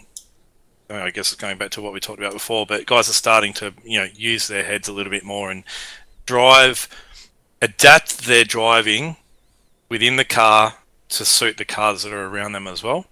I'll be honest, the last restart was pretty chaotic. That was just cars just going out. I think at one time we saw four wide into the hairpin turn. Like, just, what are you guys thinking, kind of thing. And they managed to get through, and that's good to see. But, there could have been catastrophe as well. So,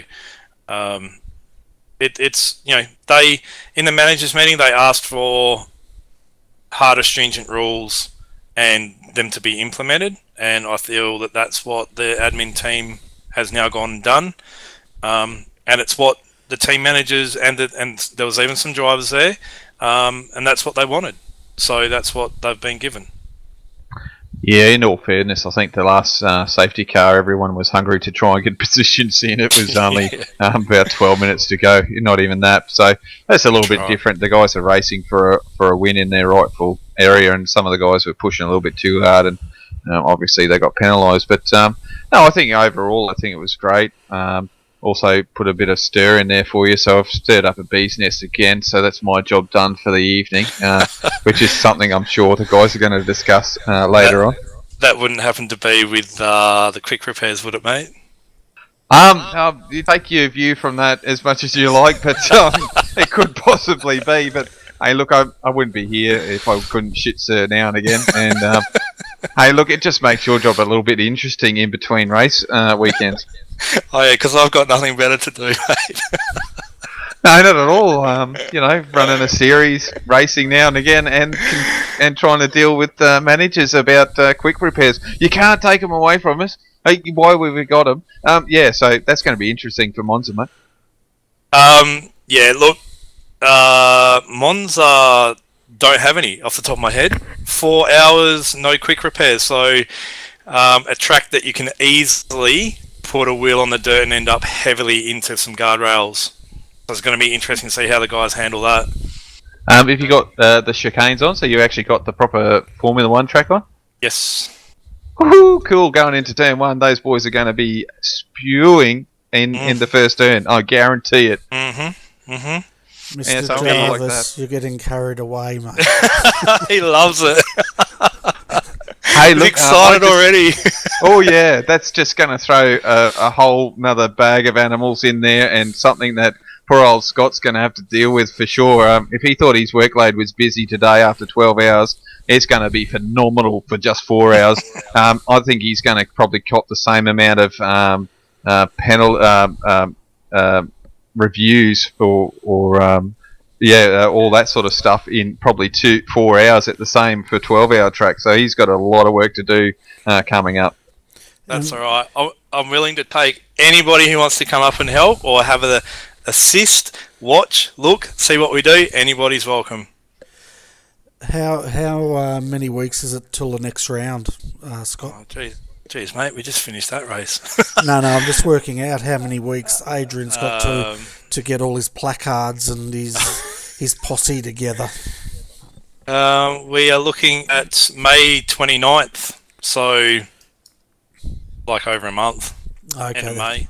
That gives him plenty of time. Expect when you turn up at Monza, he'll probably have a picket line going or something by then. Hey, no, I'll have a cheering squad. I'll get a whole group of us sitting there watching it, because it's going to be fantastic seeing these guys going into turn 1 with no quick repairs on. It's just going to be crazy. Yeah, I think it's great. It's commentary teams getting passionate about watching and what's coming up. I think that's fantastic. Yeah, you only have to put up with him for a couple of minutes. I've got him for the whole 4 hours. But anyway, Scott, before we let you go, do you want to give a shout out to your sponsors tonight? Yes, I do. I actually want to give a bit of a shout out to the Tryhards team, who one of their drivers, Derek Nichols, unfortunately lost his wife over the last couple of days, and that's why we were on the search for somebody to fill in for an emergency driver so that they were still able to run, and I do believe they were able to do that. But our thoughts and condolences with the Nichols family and friends for their loss, and hope that the race was up to a standard that would make her happy to have watched. That's for sure. So definitely our thoughts are with them at this point. Selby.com.au for their fantastic support for the series that they've come on board with.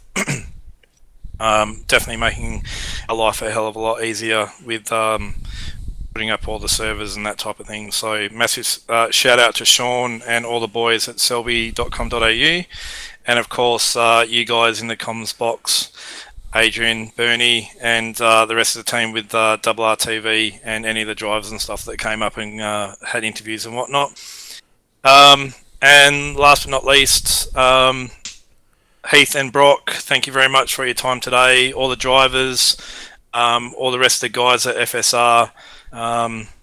Yeah, thanks everybody, and we will catch you all at Monza in probably about 6 weeks, I would presume it would be. Yep, it'll excuse me. Yeah, it'll be about 6 weeks. But folks, if you are still hungry for your iRacing action, this week's going to be huge on RRTV.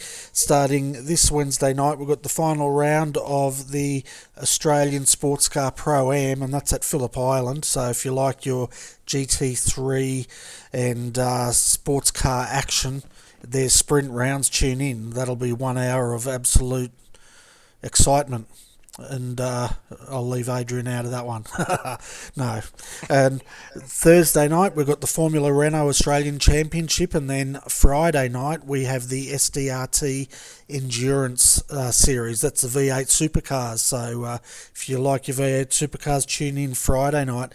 And then of course next Sunday we've got the SEK Queensland GT3 Series, so about another 4 races coming your way this week on RRTV. But anyway, Adrian, thanks so much for coming in and joining me today. It was a pleasure having you here once again, and without you we couldn't have called this fantastic race, so thanks to you, mate. No, thanks, Benny. Fantastic race today. I think the boys are actually pushing towards a great race series. Few improvements, like we just heard from Scott, so that's great. And look, I can't wait for 6 weeks. I need this race to start in a couple of weeks. It's going to be interesting, the next round at Monza.